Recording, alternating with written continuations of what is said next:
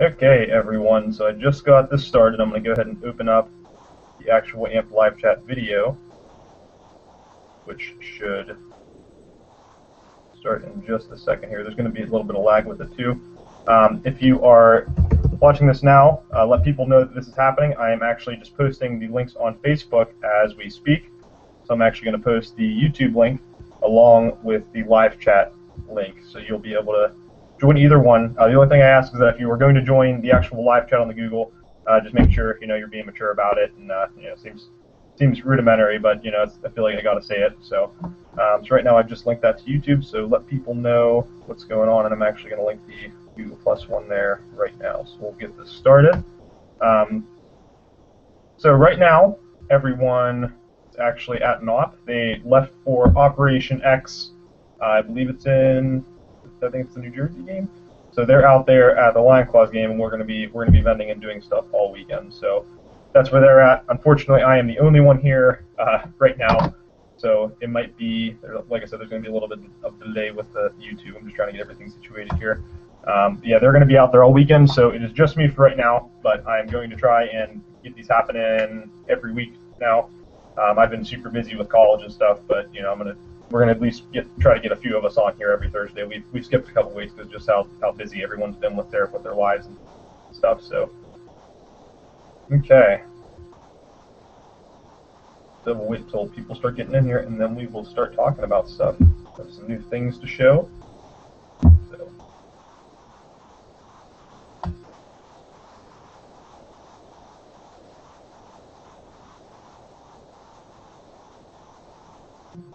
Started.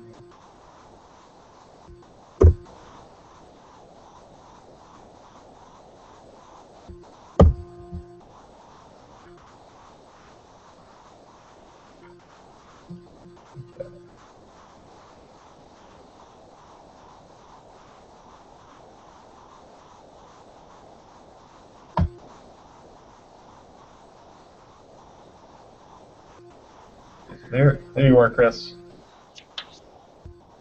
this working? Yeah, it is working. I can hear you. Can you hear me? Yeah, I can hear you. Awesome. Yeah, I just have a hooked up to my headphones. They stole my headset for some reason, so yeah, it actually looks pretty decent too. Cool. Yeah, that's live camera. My headphones. Yeah, the headphones help a lot with the reverb. If you don't have headphones, it just like bounces back and forth and just destroys speakers. So Alec. Hello. Hello. I'll go ahead and throw a test in. There you go, that's a lot better. There we go. So hopefully we'll get some more traction here in a little bit. Like I just posted the Google Plus link along with the live chat link to our Facebook. So hopefully we'll hop back on. I'm pretty sure Thumpy's going to be on here at some point. Usually comes in. Okay, so how you guys doing? Pretty good. Alright. Chris is you're just walking around there doing something.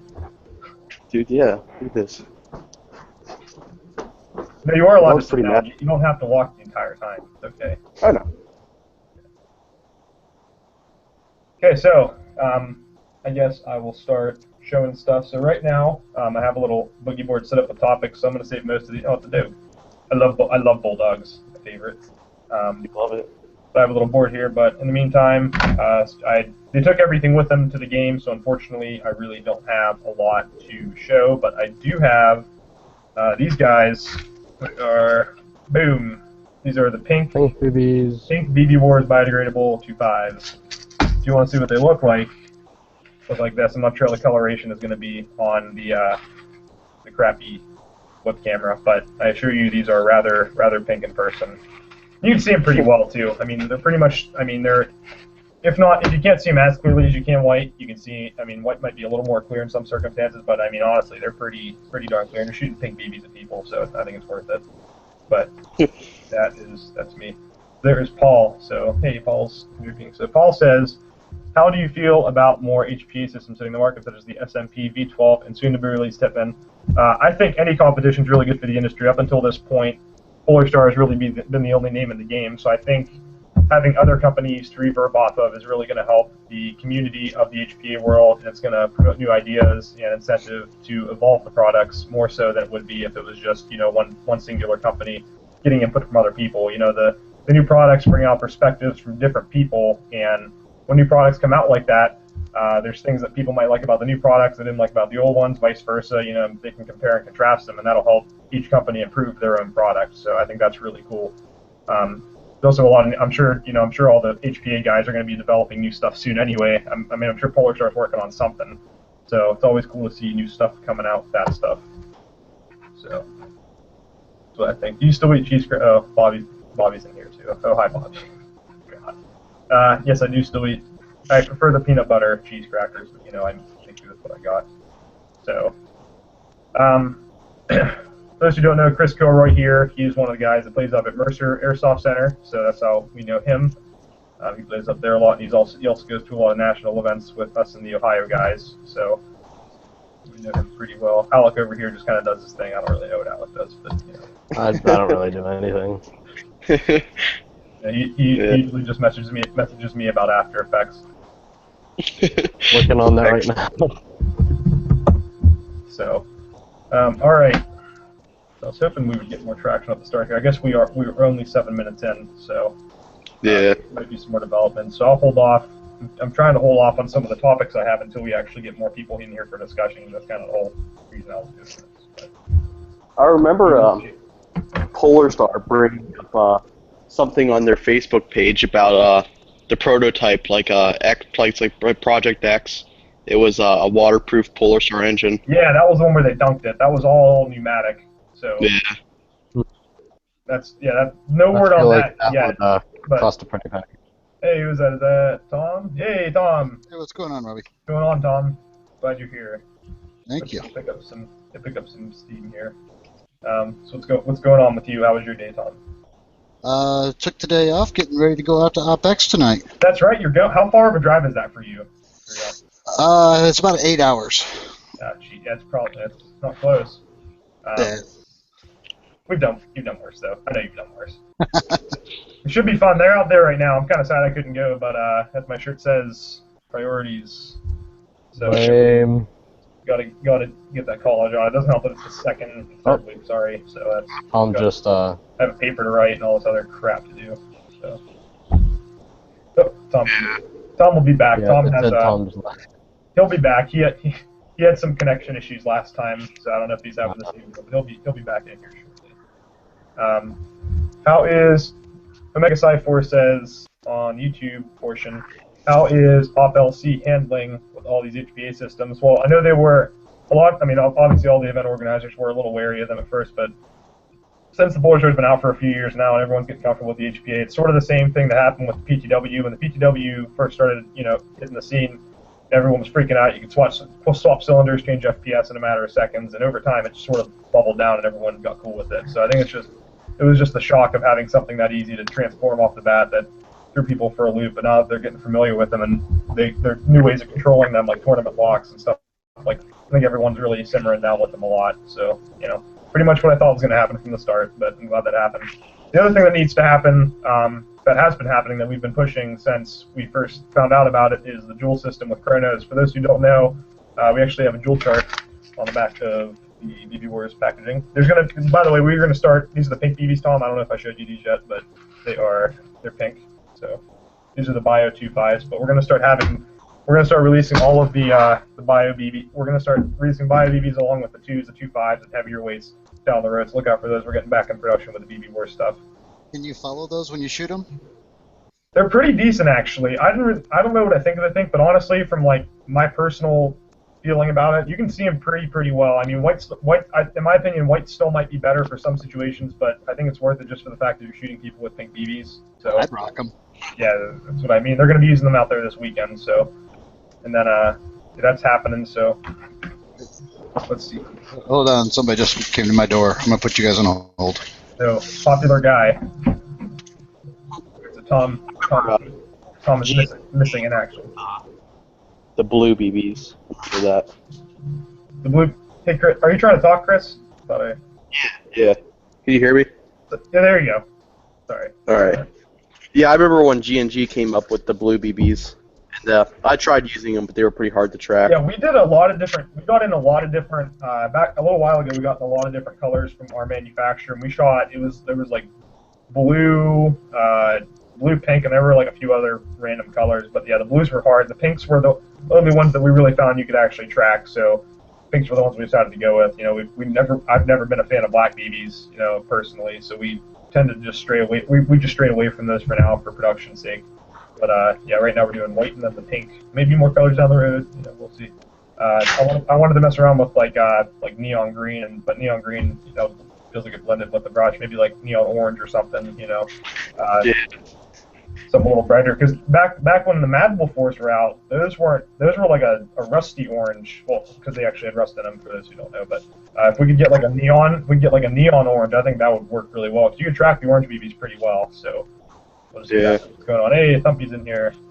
Thumpy, also on the Facebook, if you want to come chat, like I said, I linked the. I know you're always in the know-how, so if you want to join the actual chat, it's actually I linked it on Facebook, so you can hop in the live chat if you want. But if not, you can just hang out in the YouTube. But just a heads up, we have like 4 more spots in here, so I'm game for whatever. Let's see what else. I guess we'll get into some of the stuff I wrote down here. So I kind of always cover Chrono and Joule, though I didn't finish explaining Joule. I'll give a quick explanation of Joules. Joules is basically it combines feet per second and weight to produce a measure of energy. So, for example, if you use I'm going to cheat off the back of the bag here. I know most of them by heart, but for example, a 0.2 at about 330 feet per second equates to about 1 joule of energy. Well, most of the national event organizers, and we've been pushing on a local scale too, have been using now is they do, I believe, offline claws for the most part, it's 1.55 with a 2.5, and then they chrono you with 3s if you use a Polar Star, which is smart because that's a nice medium BB weight. That way, if people are running 4s, it sort of balances out a little more.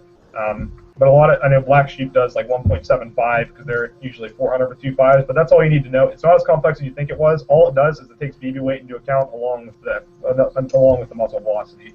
Lion Claws also asks you if you weren't running heavier than a 3.0, bring it to Chrono with you. Yeah, exactly. So that's something that's another thing that you definitely want to do because energy creep on gas guns. Energy creep is the characteristic of when you go up a BB weight, it increases the energy coming out of your muzzle. So the heavier BB weights in gas guns, more so than AEGs. I've seen it in AEGs, but it's much more conducive for gas guns to up the BB weight on heavier BB. So if you chrono like 1.5 with a 2, and then you just throw a 4 in there and re-chrono without doing any HPO adjustments at all, you'll be seeing like 1.8 or something, you know. So it ups the energy. That doesn't happen on AEGs though. So up until the Polar Stars, no one really noticed it. So that's just something to keep in mind. That's something a lot of people still don't know. I don't think so. That's something we just got to push and let people know about. I'm just going to check the. Oh, thanks, Paul. Uh-oh. Thumpy has a cold, so fortunately. Oh, get well, Thumpy. Poor Thumpy. Thumpy's the man. So. Thumpy rocks. So since you're back, I guess we'll. By the way, Tom also is out of a task force out of TF216 in Ohio, and he helps a lot out with the Lion Claws game. So he usually has some pretty good info. So let's get into it. I have a couple topics here. Once again, not much because they took all the products with them. So anything I'd be able to do about new products is not here.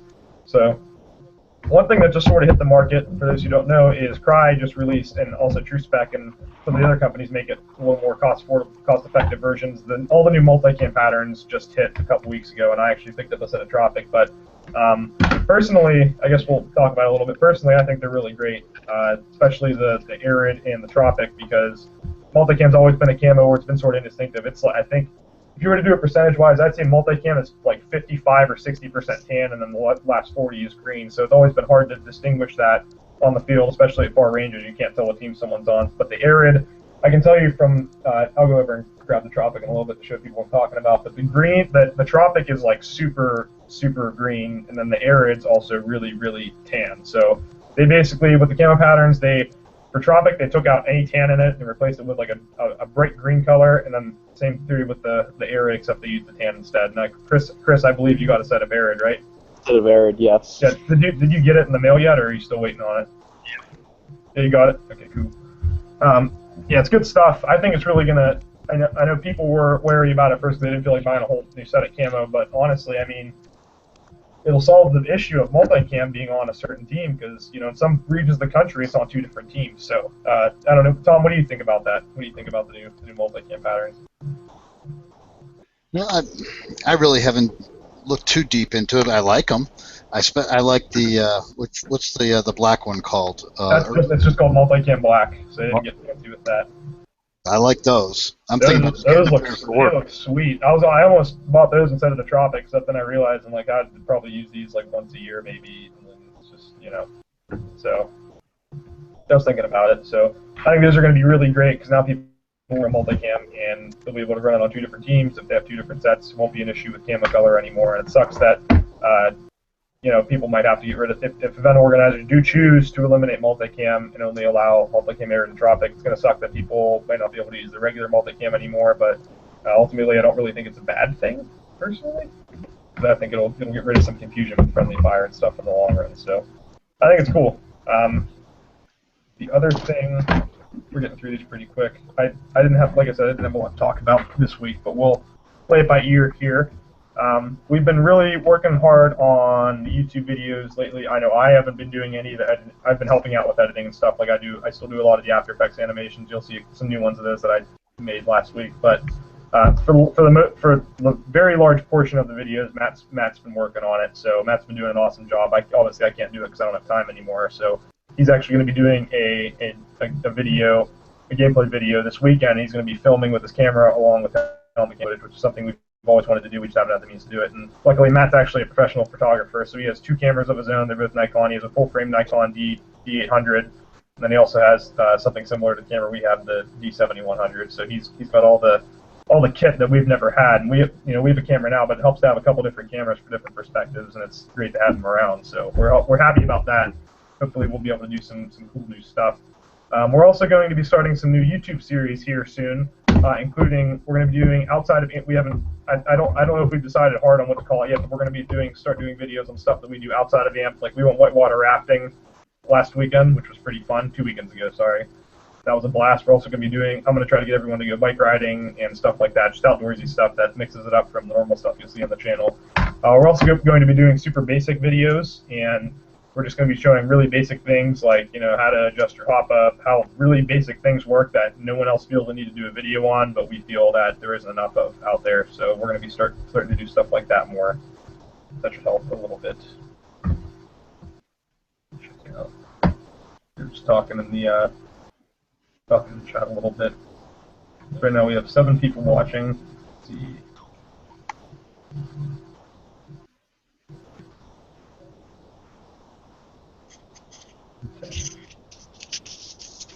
People are seeing the Facebook, so this is what happened last time too. It started to pick up a little more as the chat went on. Actually, while we're in Dead Space, I'll go grab the Tropics so people can check it out. The only thing I have next to me is my Woodland FF5. Okay. These crappy Apple headphones. Back in here. So this is the Tropic. So it's pretty darn green. It's almost like a really bright green. Wow.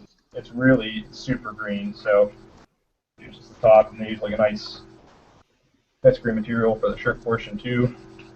You can see. So like I said, it's pretty darn green. The Arid Arid is the same story here. It's very similar in the concept. That's super green. Are they priced the same way as regular multicam? Yeah, everything I've seen so far, like even with like the Cry stuff's all the same as the normal Cry stuff would be, and then the True Spec stuff. I know True Spec has black. Obviously they're gonna be making the other stuff too along with Proper. So yeah, it's all looking like it's gonna be priced the exact same as the normal multicam. So that's perfect. It's gonna be awesome. Sweet. That is that. We have the Ganja turtle in the chat over here. So there he is. Oh, this is cool. Indeed, it is cool. What's even cooler is that you are currently lagging about 2 minutes behind of what's actually happening. So technically, you're a time traveler if you're in the you're in the YouTube chat. Okay. So, what do you guys want to talk about? Give me some. Let's add Google effects. Whoa, what did you do, Tom? What are Google effects? What are you doing here? What's going on? Oh, If only I could do you have that. a play Oh, back. jeez. Oh my. I can't do that. I'm on my phone. Dang it. I don't want to try to do that. I'm kind of terrified. Let's see. Google effects. That's no fun. So I Oh, can would get you look at myself- that? I can get Answer myself- off Which I live can, right. I can get my. Ooh, look at that. Adrian's gonna hate. There's saffron coming in. Back. Check it out. I have a pirate hat. You have a pirate hat? Very productive live chat today. Yeah, check it out. Nice pirate hat, bro. What else we got? We got. Do you want me to give you some rum? It thinks my head is absolutely massive. Well, it is. Actually, I like some. Alec, what are you doing? Oh, dog.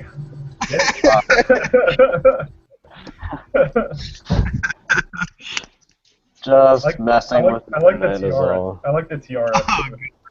I can do multiples at once. Oh. That's so ridiculous. I really You want thought this to was put on my yeah. phone right now. I can be a scuba diver. Too good. Sorry, I'm way too much fun with this. All right, enough of this. I'm gonna. We're easily pleased. This is why people don't watch our videos right here. This is oh, hold on, one last one module. That's pretty classy. I might just rock my that for the God. rest of the thing. I'm a gentleman and a scholar. Does this mean? Oh, I have to go get my fedora. Oh, I'm obligated. All right. Anyway, back on topic here. So, who has something they want to talk about? I'm running out of steam already. Who has something they want to talk about Airsoft related? Anyone have any topics they want to bring up that won't involve me giving an opinion on something that I can't? I recently got Project Honor gear in a trade, and I have to say that it looks exactly like multicam, but in Minecraft form. Yeah, actually, it's pretty. Project Honor is actually pretty. I like it. I mean, it's getting more popular, especially with LBX pushing it, and LBX is gaining a lot of popularity through American Milsim, and because they're sort of joint companies. So that's really cool. I like it a lot. I think it's neat stuff. Like Alex said, it's basically multicam, except it seems like the same color as multicam. It's a little more tan. It doesn't have green in it, but other than that, it's. I can also compare it to. It's very similar to Latvian pattern. That's sort of what it reminds me of a lot. Latpat's pretty rare. There you go. So Project Honor. Latpat's rare stuff, but it's sort of similar. Just it has different greens in it and stuff. Yeah, let me grab my multicam jacket and see how close it is. Yeah, definitely. I remember when LBX was coming out with new camos like Mantis camo and the leopard, snow leopard camo, stuff like that. Yeah, it's cool stuff, and it's nice to see a new player in the game. So LBX, I mean, the nice thing about LBX stuff too is it's pretty affordable for the most part. It's not outrageous. It's nice. It's super nice. It's LBT quality, but it's not super outrageous. Like other There's stuff.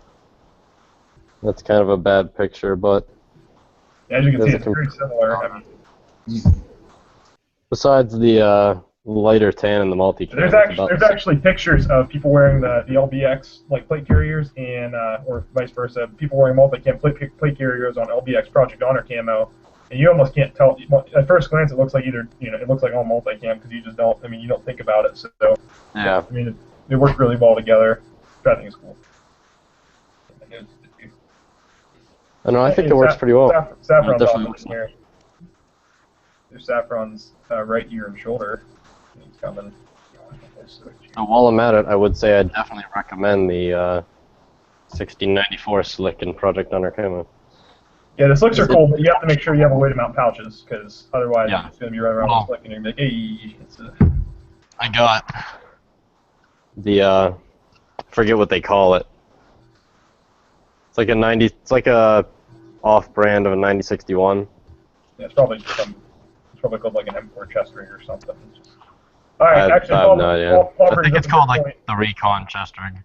Paul brings up the the camo curtains we haven't used in a while, actually, just because the white. I always like using the white background better personally, so there's people commenting on that in the thing here. Paul actually brought up a good point. Thank you, Paul. He's asking about the game called Revelations. What's that about? Revelations is a game at Battlehack Airsoft. I didn't go last year, but I'm going this year. It's a post-apocalyptic free-for-all game. So everyone starts out. There's bottle caps for currency, like actual bottle caps, and pretty much everything else is free reign. You can do whatever you want. You can form legions. They let you do your own thing, which is really cool.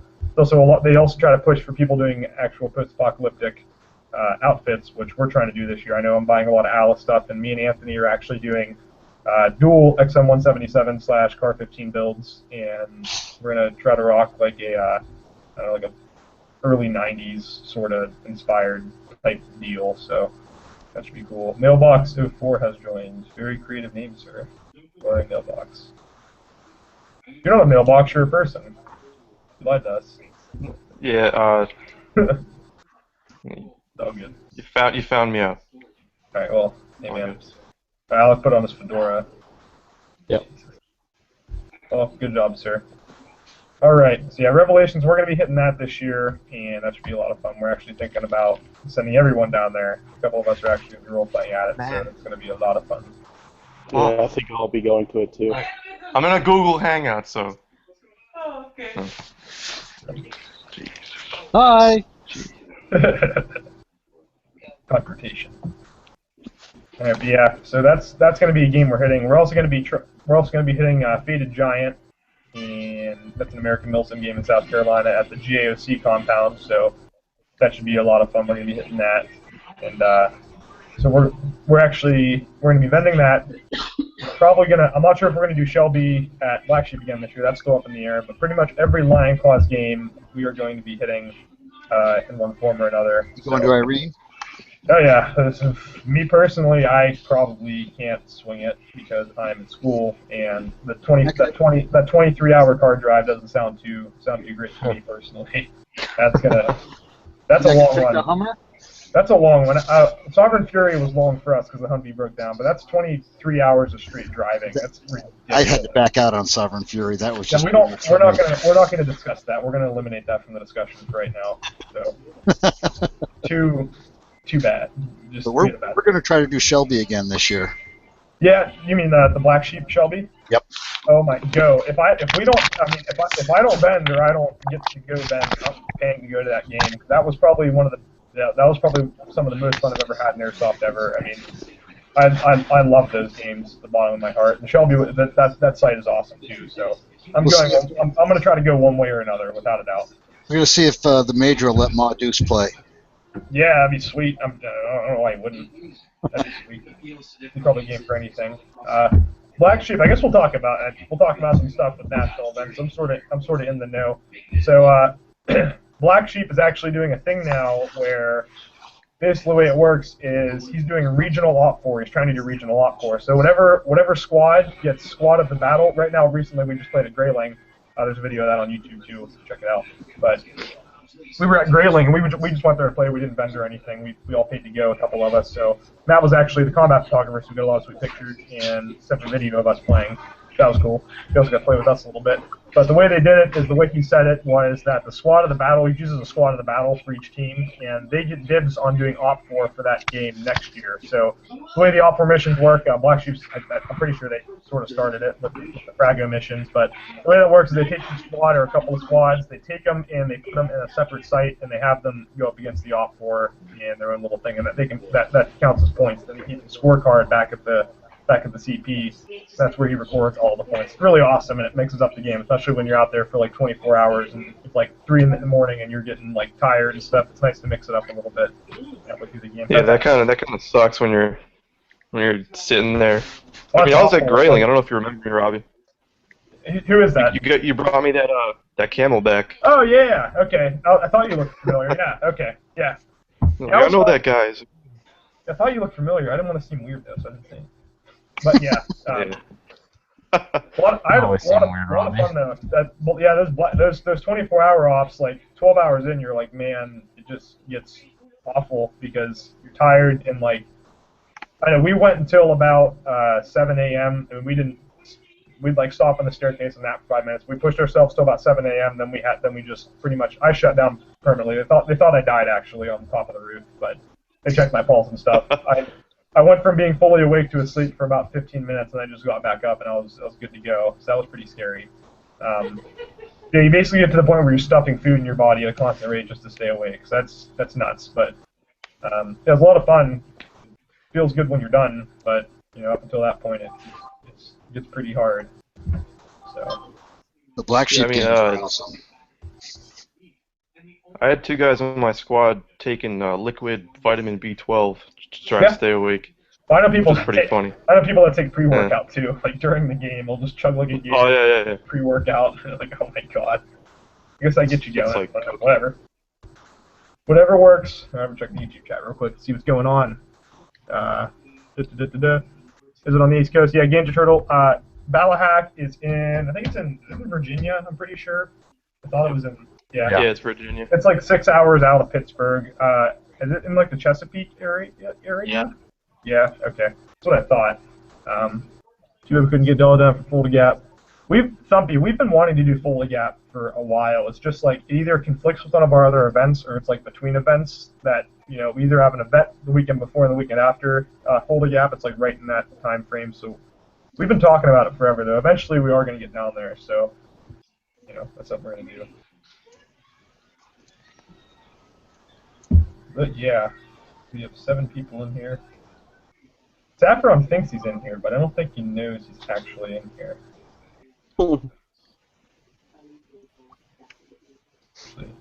Check the chat. And he says he's here. He's just being boring and actually doing his job. Loser. But it's pretty lame. It's pretty lame. Pretty lame, Saffron. So. Actually, oh no, here we go. Paul's getting on the EC stack. God. The EC stack is essentially caffeine in pill form. Nuts. But I guess that would be a way to go if you're trying to stay awake at a game. So let's see I'm trying to think of what else is going on around here. Like I said, we're working on the DVs, working on a lot of new AMP brand products specifically, so keep an eye out for new stuff. We're trying get cool new stuff out. So if anybody has any ideas for anything at all, this would be the place to do it at. So if you have any critiques or anything, you know, feel free to yell at me, do whatever. I don't care. So always looking for new ideas about stuff.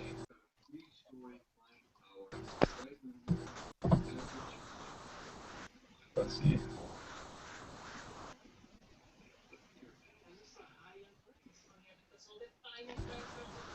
Okay. Check YouTube, check Facebook.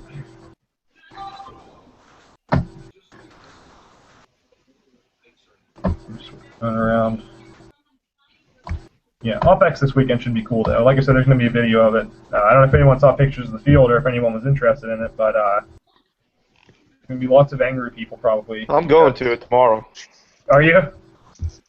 Awesome. Yeah. Prepare for anger. I can only imagine the anger that's going to happen at that point. I know. I mean, like, I'm not even that psyched about it because, I mean, it's going to be office building, like, cubicle fighting. Like, no long hallways. Honestly, from the pictures I was seeing, that site, you won't know until you're there, but it looked awesome. I mean, it looked like it didn't look like a lot of it was cubicles. There seemed like a lot of dynamic hallways and stuff like that. So I'm interested to see how it is, but I think people are going to get mad because typically when stuff happens out up close, it just causes a lot of, for lack of better terms. Yeah, I mean, like, and another thing is, like, the shape of the building's like a horseshoe almost. Yeah, there's probably going to be like, the courtyard is basically like a kill zone. I mean, like, I feel like both teams are just going to meet in the middle. Yeah, they're just going to sit there. And they're just going to stay there. Well, the nice thing is we're just going to get pissed off. There's tons of stairwells, so there's more than one way in and one way out. So you got to watch multiple angles. Yeah, that helps a little bit. At least you're not trying to funnel into like one stairway per floor. You can fight around. Yeah, just it's like this is that at Red Storm too. Well, tell you what happened. That same thing happened, people. What happened with the Scranton AO? So Red Storm East 1, it was awesome because the building obviously didn't change, but it was populated with a lot of cover. Like there were boxes everywhere. There were like disabled like chairs and tables flipped all over the place. And in each one of those rooms, it was like a maze of stuff. So it was each room was like its own little complex. And after that, Red Storm East 2, they cleared most of it out. And then it got a lot more open. Then Red Storm East 3, it got more open, and the cancer dust was even more prevalent in the air. So that's sort of what happened. It just like I don't know. It's a shame they gutted the field, but it's cool they still ran a game there regardless. You know. But like the first year Red Storm East 1, that was awesome. I was at that one and the second one. I didn't go to the third one, but that was at the first two. I got to make 3, so I never got to experience any of the cool props they had. Yeah, like, it was a lot. They were telling me they had that giant loom, that the loom they had there. Yeah, was still there. They had all kinds of stuff like that. Like a lot of the buildings had like the catwalks that went over, and down below them there was just like hundreds of little machines you could probably like cut yourself in half on. So you had to be really careful. definitely still, it was definitely still dangerous the last 2 years though, without a doubt. All the videos I've seen. This year they took out the conveyor belt that goes down the floor. Yeah, you were there. I forgot you were there. Yeah, they took out that conveyor belt, and now there was just a huge 10 by 10 floor, and all they had was just a cabinet covering it. And the team thought it would be a good idea to take the cabinet off the wall and use it as cover. And I found that out pretty quick that gravity works and fell down that hole. Yeah, yes, that can happen. It was like a story deep, so like 10 feet. Yeah, your mic, Chris, your mic's being kind of weird. I don't know if it's like that for anyone else, but it's like it sounds all glitchy. It's like washing out. What even is that? Is that like a little? What is that? Like a little earbud. Oh, I'm gonna stuff together. Yeah, Kurt's sort of just lurking in here. So. Hey, Kurt. All right, Kurt's in here somewhere. Oh yeah. You need to get some sushi. Yeah, we do. We have another sushi night next time you come, Tom. It's awesome. So.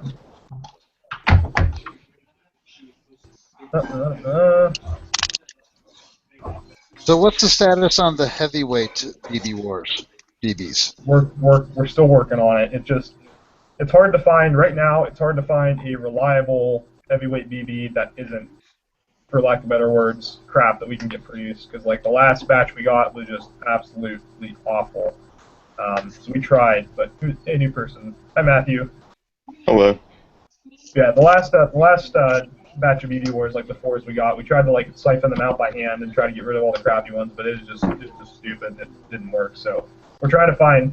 I guess it's hard to get a white pigment, without sacrificing the quality of the material, just because of the way just because of the materials that they use. You'd think they could dye it or something, but I'm not a chemist, so I don't know. But I guess they had trouble with. I guess it's just hard to get BB weights, especially when you look at bios and stuff. It's hard to get a material that fits the qualifications of what you're trying to do. Yeah, I tried to run some of those .36s through the deuce, and it was not fun. Yeah, it's pretty much. I mean, like I said, we tried to sell off the defective ones, but they had issues and a lot of stuff. So, it is what it is. We tried. So that's all you can do. It's true.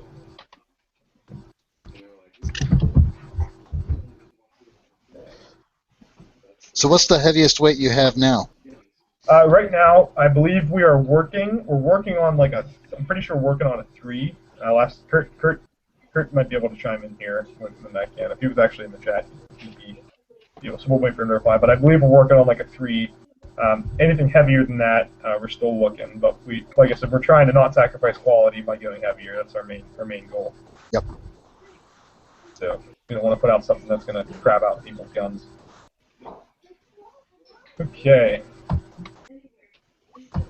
So.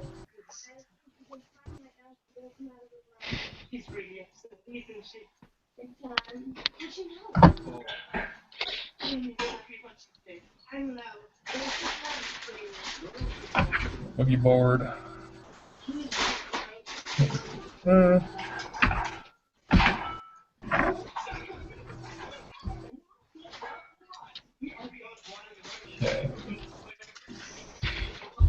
Oh, I don't know what we'll talk about. I didn't have one here, so I kind of forgot to write it down. But the new Krytacs are really sweet.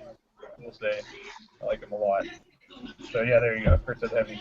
We just had the Krytac SPRs in. We sold both of them, and we sold both the Shrikes that we got in, and we sold the CRV upstairs. But I kind of wanted to show the SPR instead. But We don't have it right now. But yeah, the Krytacs, for those who haven't seen them yet, I really like them so far. Seem to run really well for stock guns, and they're all V2 compatible. So if you want to do anything to them, you can. But I think for the price point of where they're at, like mid 300s, you can't really beat them right now.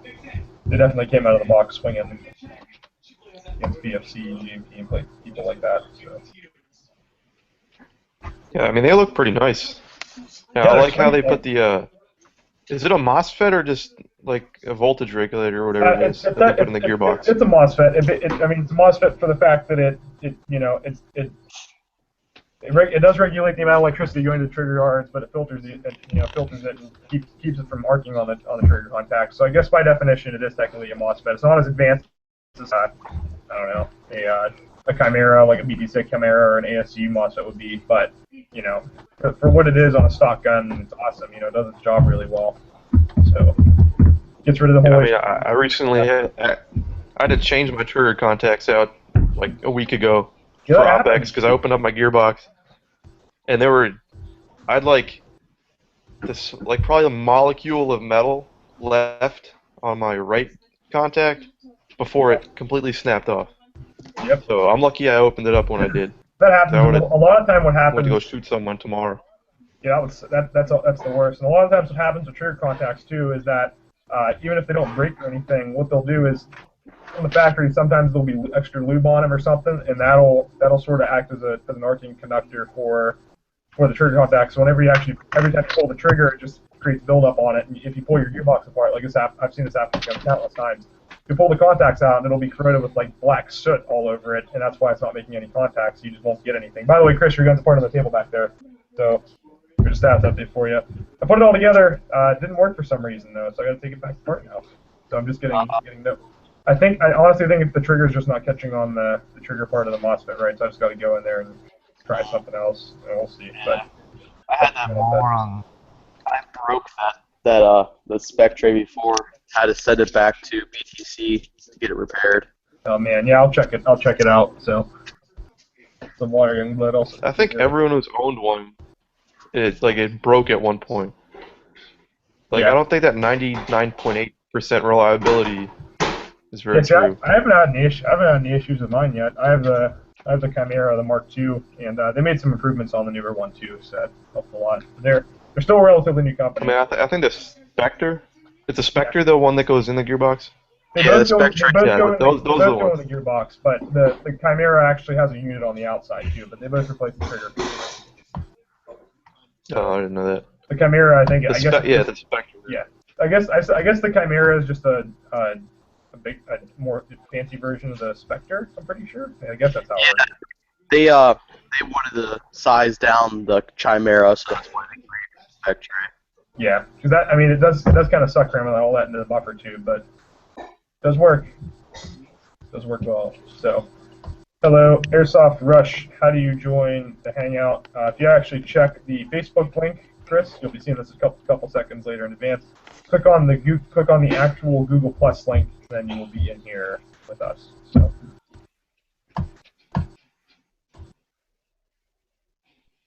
Yeah. Yeah, someone else commented. They said if they got an LMG, they would do the sonar instead of the MLG. The sonars are pretty nice if you're talking about either the Aries or the GMP. That's gonna eat my. Yeah. Oh man. Let's get back to the hotel. So here are the guys. Here's John from OpEx. Oh. There he Gold is, price. the hero. Yeah. What's this? Yep, right off the bat, data. What's up, John? Bobby. What's going on? Hold on. Where are you guys at? He can't see you. Yeah, he said something about the guys. Yeah. If you would want to, if Are they Fridays or something? If you heard this right now, you would want to die. It's trying to balance out your voices with the background noise, and the phone just gets really confused. I can't hear you. I know you can't hear me. Funny. You just hear like John's voice and like blasting bar music for 2 seconds. Hi guys. I'm gonna have to go. Alright, see you later, Alex. Nice talking to you. There's some alcohol. Well, I'm leaving. Hi, Tom. Okay. Thanks for contributing, John. I Hey. We're at Applebee's. Yeah, it's nice. I can't hear you. Oh, I know, it's okay. I've accepted the fact. I can't hear you. I'm leaving. Okay. How do I get out of this? Hey, just press the exit. Usually press the How do I do this? Oh, man. Okay, well, there was John. That was John, so. Got a lot more peaceful. Yeah, it did. That's what happens when you try to, like, live chat in a bar with a phone. Just doesn't work. Free Wi-Fi. Yeah, right. Yeah, Applebee's is pretty much standard Airsoft BB Wars food. My experience. It's like the place to go after. The meal of champions. It is. Where else are you gonna? Went to Red Robin after Red Storm. Where else are you? But That was I'm talking like after like a night game or something. It's like 1 in the morning. Where else are you gonna go? You gotta get up. You can go to Denny's. Go to Denny's. Get You up for breakfast like for whatever 5 reason, in the morning. Applebee's is always right next to any hotel. I don't know. It's weird. Buffalo Wild Wings. Buffalo Wild. God, don't get me started on Buffalo Wild Wings. Buffalo Wild. What, do you not like them or do you love them? B-dubs is not for me. I've had a lot of B-dubs. I don't like it. How? Yeah, it's just like they try to be a wing place, but the wings just aren't even that good first off, and then it's just I don't know. Their menu isn't diverse enough, and every time I've eaten there, I've been here we go. John's back. All right. Headphones. Set it right here. Here. Set it right there. I think. Oh wow. Okay, I can't see. Because your camera's like way over here. There. Okay. I remember my first time. God.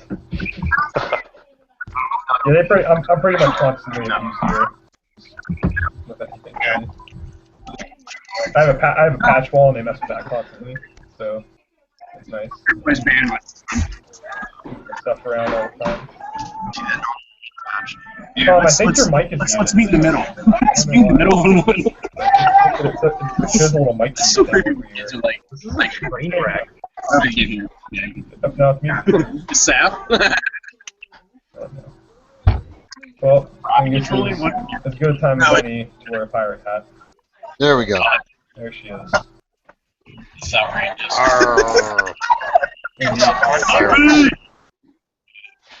I am a pirate. Navy SEALs are coming for me. Oh dear. Oh dear. Navy SEALs are coming for me. Let's do Captain Phillips. I'm the captain now. I am the captain now. Irish. That's your name, Irish. You guys see that picture with the Somalian pirate from the movie? That's when he photoshopped Captain Crunch hat on him. Oh god. There's nothing going on our screen, or we're not saying It's the anything. internet. Because you don't need to see yourself, Chad. You're talking about. What does the bug do? That's a cricket. Pretty appropriate. Probably blocked us. Trumpet for music.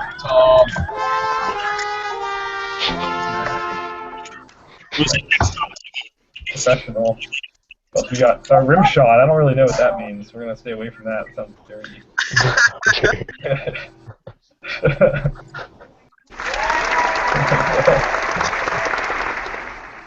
Alright, enough of that. You gotta mess with the effects every once in a while. It gets slower. Why does he have a hat? Does anybody have any topics they want to talk about that involve BB Wars at all? Anything they think is controversial, cool, annoying? Pick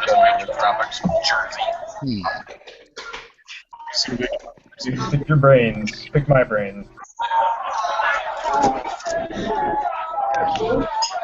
Let's talk about fogging. Fogging. Alright. Well, Every game I ever play, I fog, and I had to buy an action fan and like have 8 spare batteries. there are a couple of different ways to fog. Number one is so it's like work on that. Just sweating. Is it? Best advice I can give you. But seriously though, That's not gonna stop. I run a I can't fix that. I run full face. I have my goggles around here. I thought I don't. So actually, I had to install fans on the actual goggles. I'll show what I use. All right, I don't have my lower face mask here, but this guy. I use Desert Locusts. These are Provision Desert Locusts. Thermals. I have the thermals on the top, side, and the bottom, which help out tremendously with fogging. It's something I always do. I also have a thermal lens in there. which also further helps repel fog. And with the thermal ones, though, you have to be super careful. If you scratch it, you're toast. So you just got to be super careful, not bump it or anything. Oh, John's back. Doing like We're gonna just pretend John's not there, and we're gonna keep going. So now he's gone. So Jared, you're on the thermal ones are great. They're up 2 panes. So the first pane repels fog. And you just gotta be super careful not to scratch them or wipe them with your fingers. Otherwise, it's really easy to damage them. So that's what I use. I also use I like cut off like a JT lower face mask and put it in my goggles. I run full face. Call me a girl, but I like my teeth. So you know. Yeah, I mean, like even if you don't get a tooth shot out, like you're gonna get your face marked up and people are just gonna look at you weird, like what the hell happened to you? Especially at games that are on mount sites and stuff where there's no med or anything. I mean, you're shooting people from like 3 feet away, so I just would rather not chance it. Yeah, like turn a corner. Yeah, I don't feel like lit up. Yeah, I mean, it's not good. I mean, I shoot a lot up close just because I expect people to understand they're gonna get shot up close, but I like to protect myself just to make sure I don't get my teeth annihilated. I don't like the badass. That's what I use. Yes, there you go. That's an action. That's an action Mike fan. I do this. I do something similar. Actually, so I actually use my ops core. So I have this guy, and then I actually run I have it all discombobulated right now. I don't know. I took it apart or something, but I have a counterweight pouch, and then I keep counterweights in there for night vision, and I also keep my my action fan on there. I put my action fan on the fan. I use this to keep my battery pack inside just to make sure it's protected. So that seems to work pretty well. So the action mic fans are definitely awesome. For that, you gotta be careful with the wiring. Be careful with the wiring. Yeah, I broke off the contacts about twice. I had to resolder them. Yeah, it happens to everyone. So I'm not gonna deny it happening, even though I love it. But that's one thing. If the action mic, it's like when my guys see this, then increase the gauge of the wiring. Please. I mean, I was debating making it myself because if you go on eBay, you just get they're called blower fans. They're just computer fans. That's all they are. Yeah, and then possibly just taking like a 1000 mod 8.4 or something, like a big battery pack. And well, here's the thing: we were messing around with different batteries in the fan. We put like a 7.4 LiPo on there, and it's like twice as loud. It's unbearably. It's already loud with 4 AAAs. It's like you can hear it from like 30 feet away. It's ridiculous. Yeah, I plugged my 11.1 to it, and I thought I was gonna die. Yeah, it's nuts. Yeah. So. Well, you've seen my setup, Robbie, haven't you? I run the twin fans on either side, and then it runs up an angle on the back. Yeah, do you have the G&G fans, little G&G fans? No, I bought, I think, off of eBay. It was called Fans, F-A-N-Z. That's the way to do it, little computer fans. Yeah. Probably pretty cheap. I sweat like a pig, so I have to keep them running, and they are a little bit loud, but... I guess if you have the coin to drop, the ESS Turbo fans are really sweet, I didn't have luck with those. No? Yeah. For those of us that really sweat, it doesn't do it. Yeah, the fan, it doesn't move enough air. Right. Because like my head, like once I start getting super hot and sweating, like my face just gets so hot. Yeah. That like, also, the action fan just pushes like a crap ton of air inside. Do you guys both use helmets when you play? Yeah, I mean, yeah. Okay. Sometimes. That's something that helps me. I don't run helmets during the day. I don't run helmets usually, so that helps me a lot with sweating. I just run like a boonie or back with a baseball cap, and that sort of helps with sweat and stuff a lot. So, because that's. I mean, I would try to run like a hat or something, but our team we all usually like run our nods. Yeah. So, like I said, I do it too. I do too, but I just throw my helmet on at nighttime and then run the action fan with it. But during the day, I just run, I run a boonie hat. I'm actually gonna start wearing ghillie with it too to be cool. So. What on the hat? Yeah, I'm gonna make just like a really simple like ghillie cover to break it up a little bit, and just to I don't know, some bored. So yeah, I've been on a boonie kick lately. Then I use a Contour HD. I use like an old gen Contour HD camera, so I'm probably gonna get a GoPro and run the headband mount and just run it all on top. I've tried it on, it's super comfy. So yeah, so I think GoPros are gonna be a thing around here now. We're actually working on getting a distributorship. So Rick's gonna try and we might be selling GoPros soon. It'd be awesome. Especially now they're back in business. That's awesome. Well, that Contour is the one who went out of business. Oh, I'm sorry. I was getting. I know what you meant. Wait a second. Yeah, contours are cool. Just like having the weight. Since I run it off a Goggle shop, I have it modified. Like buddy, actually, Mega Cypher, who was in the chat, he made it out of sheet metal, and I adopted it off him. So it's like it helps brace it, because with the normal headband mount, if you don't run it like unbearably tight, the camera like flops around a little bit, so it helps stability wise. But even then, like you have to run tighter than normal, because you have to like twist your mask around because of the weight and stuff, and it's a pain in the butt sometimes. And if you watch our videos, anyone who runs including me, anyone who was running a contour, you can see like every time we run, it's like flopping around and making all kinds of noise. And it would be cool if that would go away, but. You got to get a pair of Swordens and mount them on the side. That's what I use. Yeah, that looks like it works really well.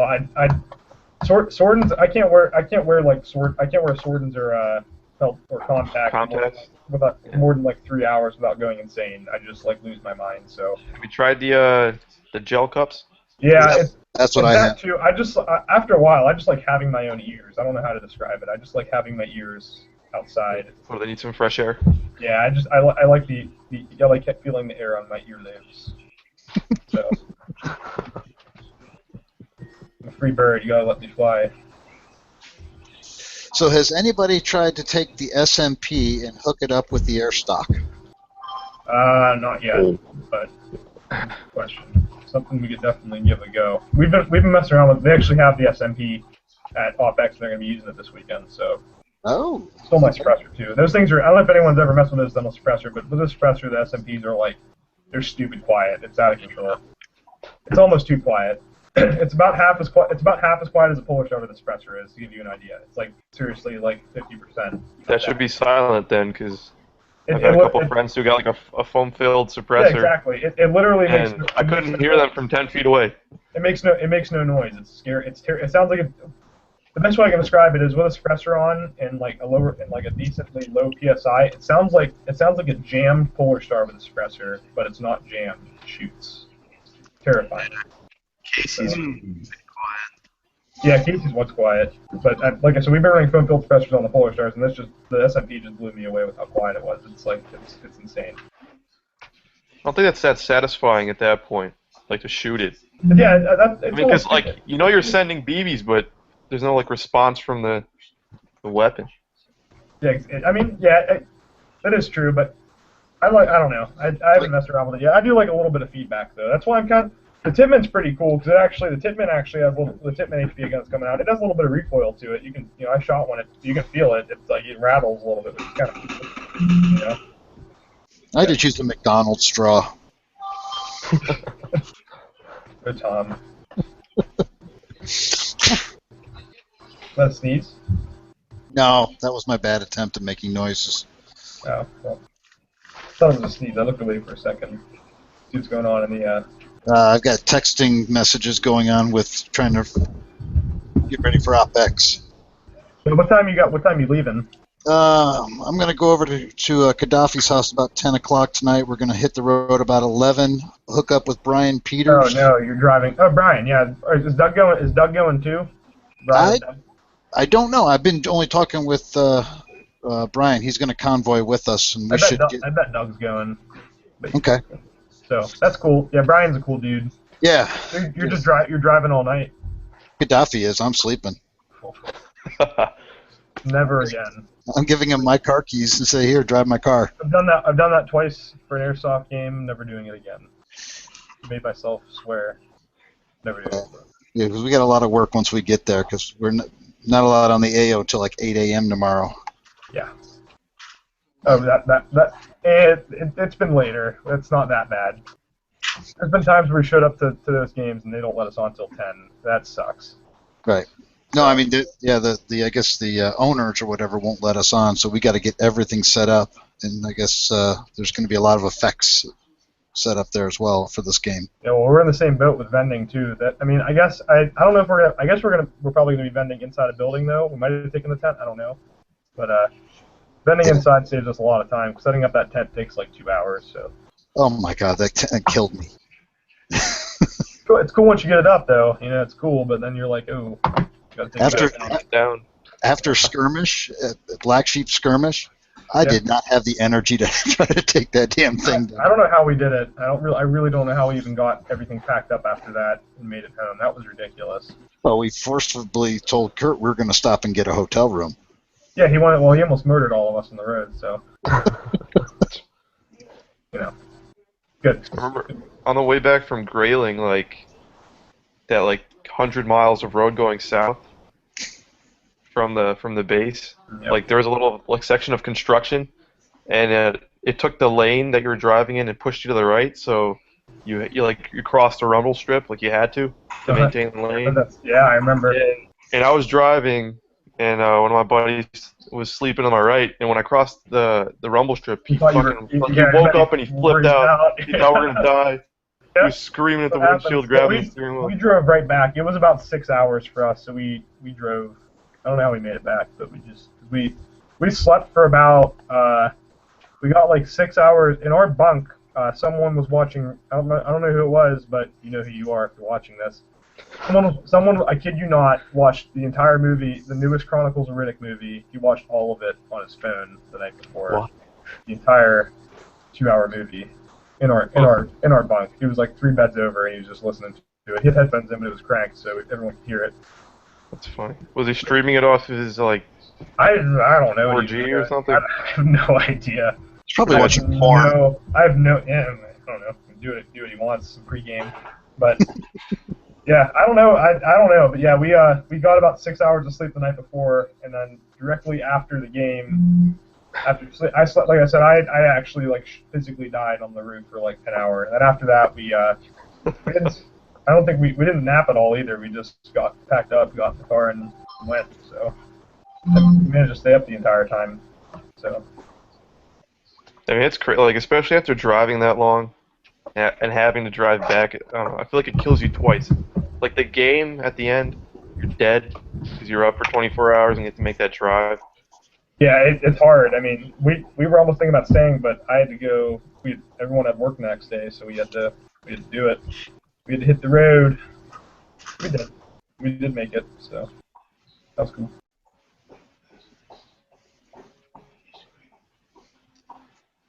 You're hype. Actually, let me check. Empty Airsoft Instagram real quick. See what's going on Instagram. We are on Instagram and Snapchat now. We're working on Snapchat. Snapchat. We're gonna do it. We're working on it. It's gonna happen. Aren't you guys on Vine also? So Anthony. Yeah, we're on Vine. I've been working on my Vine game. It's hard. Doing a good Vine is definitely very difficult. So I respect people. I actually have no idea how to work Instagram, so this is interesting. All right, we have 802 followers, so I guess I'll do this real quick. I picked out some stuff the other day that I thought would be cool for people to have. When we get to 1,000 followers on Instagram, we're going to give away some stuff. I picked out some small stuff here. So first off, we have 3 red Tac Shield Chem Lights. So these are mil-spec Chem Lights. We have 1 IR green. You can't. It's probably flipped in this, but it is the correct. It is the stars on the left, so it is not the reverse flag. It is a standard U.S. The flag. normal orientation. Yeah. Yep, normal orientation of the flag, and then we also have a pair of Krytac packs and multi-sham. So. Medium. Whatever size you want. So we'll just swap. All right. Whatever. If you do win, yeah, we'll just send everyone a pair of small gloves and deal with it. Figure it out. You never know, man. It's true. Yeah, I definitely think it'd be funny if we got a Snapchat. So definitely cool. I think it'll be scary. Yeah. Yeah, right. You open it up, it's like Amp just sent one out, and you're like, I don't know if I want to open it. I think it's funny how far Snapchat's come, considering what it was originally designed for. So that's kind of interesting. You can Snapchat Max Mullen. So what we really want to do, and I've wanted to do this, but I'm afraid we'd make people mad. Is that I wanted to do like a series of videos where like if we're bending or something and we don't feel like playing, we can just run out and like act like combat photographers and like interview people while they're playing, would be like super serious and like into the role playing aspects, and just like sprint up to someone like dressed like a combat photographer and just start like questioning him on like the scenario and ask him like. That'd be great. Like right like a pack and get the giant press patch. Yeah, we'll have like the shaky cam where the camera's like constantly moving around and like dodging bullets, and we'll just be asking them like things about the scenario, and it'll be awesome. I really want to do it. They're also going to be doing an Ask Amped video on the field this weekend, so yeah, that's going to happen. So while they're getting shot at, they're going to be doing Ask Amped. So I'm gonna have to go find some balls and play with them. yeah, stop by. You'll see them. They're going to go off into a room somewhere and just hang out for a little bit. We're going to start doing that at games too. So that's going to work really well at Black Sheep too, because when you're in a building for like 3 hours, you can just make a video. So we'll do it at like 5 in the morning when everyone's beat too. So it'll just be ridiculous. Yeah. I think I was stuck in the hotel for 6 hours. Yeah. Yeah, we sort of went off and did our own thing at one point. We do that a lot. You guys are rebels. Yeah. Well, once you've done enough of those things, you sort of get an idea what you have to do. So it's just like, we were getting orders from command the entire time, but like it got to a point where we weren't doing anything and we were ready to go, and there were like 100 people packed in a building, so we just kind of pieced out and went and stuff. Yeah, that's cool. That's cool with Black Sheep, because like if you don't have orders, you could just go take a building. Yep. Or just harass the enemy. It's cool. Like, I remember when nighttime came. Like mount sites, no matter who runs the game, mount sites are really, really hard to play on, especially when you're pushing on a building with like 300 windows and murder holes. It's like almost impossible. Shot from everywhere. Yeah, you don't know where you're gonna get hit from. It's just ridiculous. Those murder holes really get you though.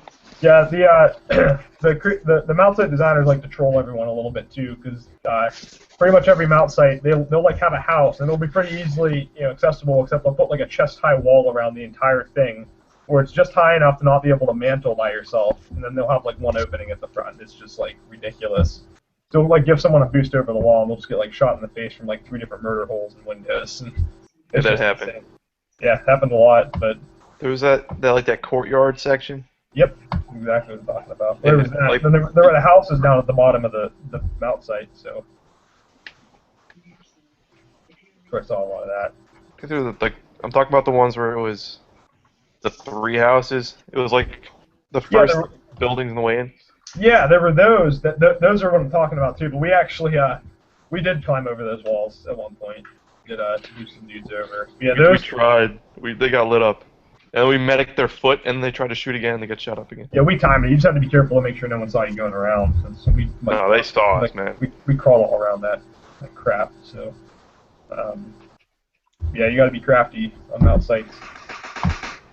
I also like Mat Ops and stuff like that where there's woods involved too, because it's kind of sad. But it seems like a lot of people now, within the past couple of years, they've been developing their play based on Mount and CQB, and they haven't been tipping their hat to Woods play at all because, I don't know, I guess it's a cool new thing to play CQB. That's like sort of what took over. It seems like what's taken over most of Airsoft. A lot of people don't play Woods ball anymore.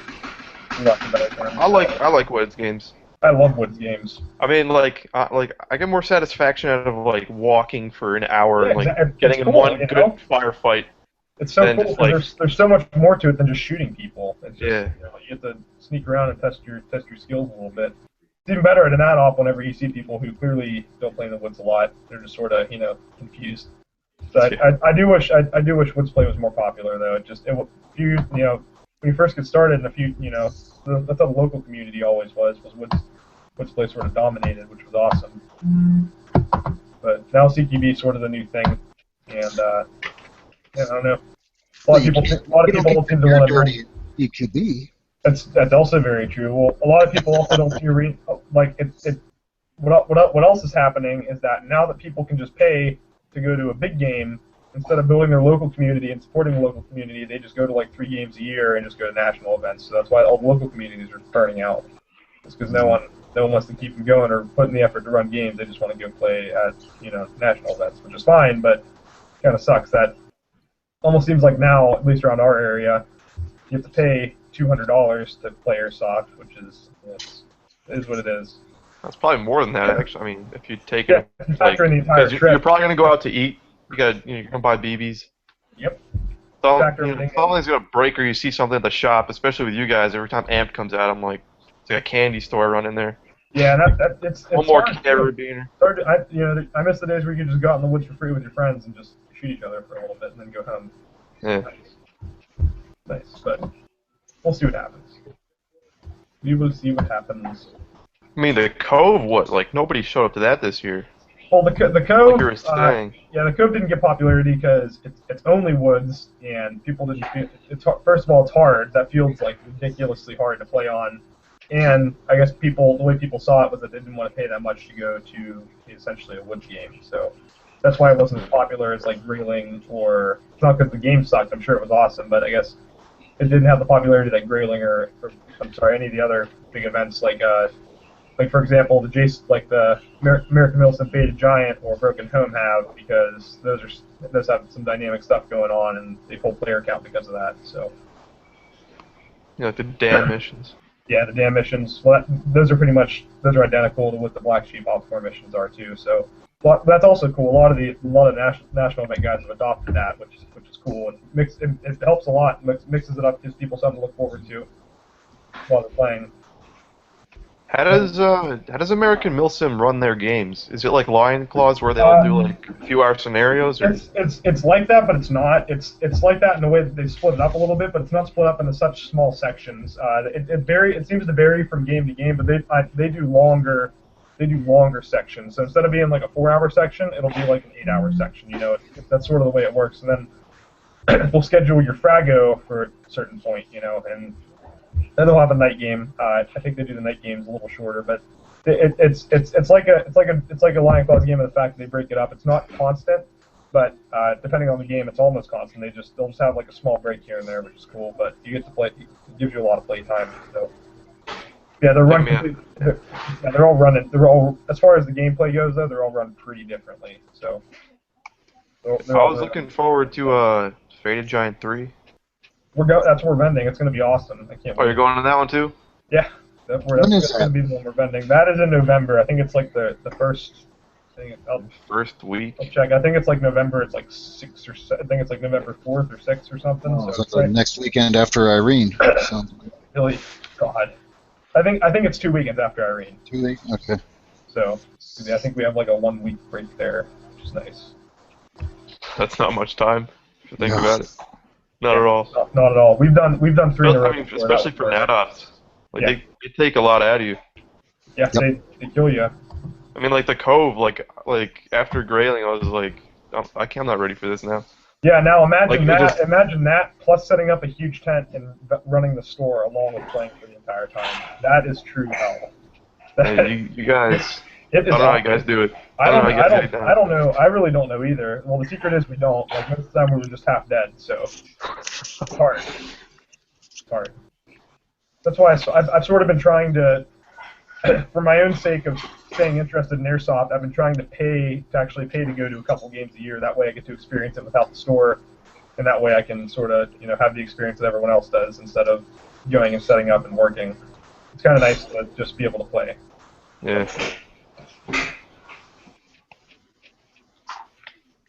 That is cool. But like I said, I'm gonna try to do one of these chats every Thursday. So I'm sure this one's probably just a little slow because I had a long break and we sort of got off the track. But I'm gonna try. We're gonna definitely get on a regular basis to these. That is a promise. So we're gonna be doing it every Thursday at 7. So tell your friends. We're gonna have a lot more topical discussion next week too when we have more time. This one was just hard to do because how busy we were, but we're getting in the groove of things. So coming along swimmingly.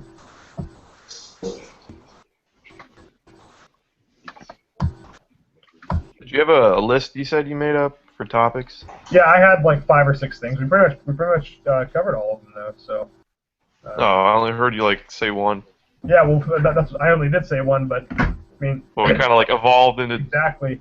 I'll read you exactly what I had. I had topics: new multicam patterns, amp products, chrono specifications like joules and stuff, what to look for, and what you like about national events, and what you would like to see developed as far as national events go, and also as far as new YouTube videos and stuff. So, yeah, that's all I had right now. So, well, here, let me ask, what does everybody think about semi-only games and allowing the support weapons to be only full auto? We'll go across the screen. So, how about Matthew over there? What do you think? I think it's actually kind of a decent idea because then in milsim ops and all that, did they limit like your rate of fire at all or no? Not really. Yeah, so then I could see like yeah, because then if you do semi-only, then you can't really have people going crazy like polar stars or DSGs or just whatever, just being annoying and all that. Yeah, so what about you over there? Chris, your mailbox. You're up. Does Chris want to go? Chris. Can you hear us? Yes. Yeah, you do. Oh, they put that mailbox guy. Nah, not actually a mailbox. He's not actually a mailbox. It just depends on like the AO type. Like if you're playing it tricks you AO like I don't think that you should have squad weapons up that are running full auto.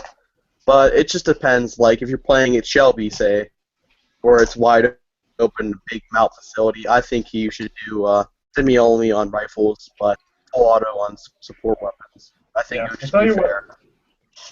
What I think personally, I think it's the best idea for everywhere. What it does is at games that allow full auto and on both support weapon and rifleman, what is the point of a support weapon if everyone has full auto and you can just run like 100 mid caps on your chest? You know, like there's no value in a support gunner other than the fact that you have more mag capacity. There is simply no value. So by having semi-only, you obviously can't put down the volume of fire that a support gunner can, and if you're pushing on a building, you can't cover all of it. It would take like 6 guys to cover what a support gunner could do on full auto. So for that reason, it's cool because it gives support gunners an actual role to play instead of just blending in with everyone else with the box mag. You know, it gives them some purpose. So I think it's awesome. Well, it changes your tactics. Yeah, exactly. I think it's cool that everyone's doing it because that's how. I mean, I guess that's how American Milsim's doing it, and American Milsim and Black Sheep do it, and it works really well for both. And once you go indoors, you got to go to semi-only. I'm not going to full auto indoors. Definitely. And how about this? And this is a topic I feel strongly about, but not in the way that's I know some people feel strongly about it on the opposite spectrum of me. What do you guys think about minimum engagement distances? I honestly think they do more. I think they hurt the game more than they help it. Mm-hmm. Yeah, it's kind of a waste. Like in certain situations, like I mean, if you're running like a super high FPS like sniper setup, let's say like you're running like 550 with like 4s. Yeah, that's special case. Then I'm okay with it because like at that point, for snipers, a med is absolutely necessary, especially if they're running 500. But like for a regular rifleman, I mean, I feel the same way. I think that the problem it causes is that, like, let's say this was common for a while. Let's say there's a 10-foot med, and that basically what that means for those watching who don't know, med stands for minimum engagement distance. So it's the minimum amount of feet or distance away you have to be from another player to shoot them.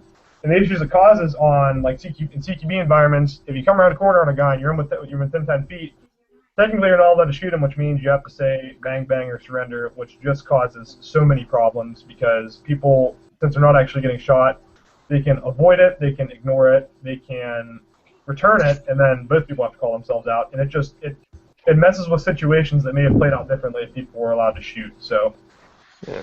You know, say for example, if you're on a corner and there's 3 guys around there, technically speaking, you could pop around for like a split second and say bang, and then go back around, and I mean, I guess that would count. It just causes problems. I think personally that for riflemen, I don't think there should be a med. I know Black Sheep does it, but I don't think there should be a med. I think you should just suck it up and shoot the guy or get shot. You know, it sucks to get shot that close, but honestly, it avoids so much confusion. I think it's worth it. Well, I think the person who's doing the shooting has to take some responsibility and try to go as much center mass as they possibly can. I don't like the bang bang rule. It's it's too easy to run into a room and go bang, bang, bang, bang, bang. And then even if they don't, even if they don't call it or something, and you shoot the guy, then you get into like a 10-minute argument, and you you mess it up for everyone else around you, and everyone else is like, it happens constantly. Like everyone else around you is confused. People are screaming at each other. You're standing there, you don't know what to shoot or not. You get shot, and then it's just like it's a mess. I don't want to see anybody hurt, but I want to see the flow of the game keep moving. Absolutely. And I think it should be, honestly, I think it should be implied that if someone's going to pay $200 and travel like 6 or 7 hours to go to a national event, they shouldn't be crybaby, or I'm sorry, they shouldn't be immature about stuff like that. They should, like Tom said, they should aim center mass. They shouldn't cause problems. It's amazing that people still manage to act like children, even though they're at 18+ events and they drive all this way, and they still act stupid when it comes to stuff like that.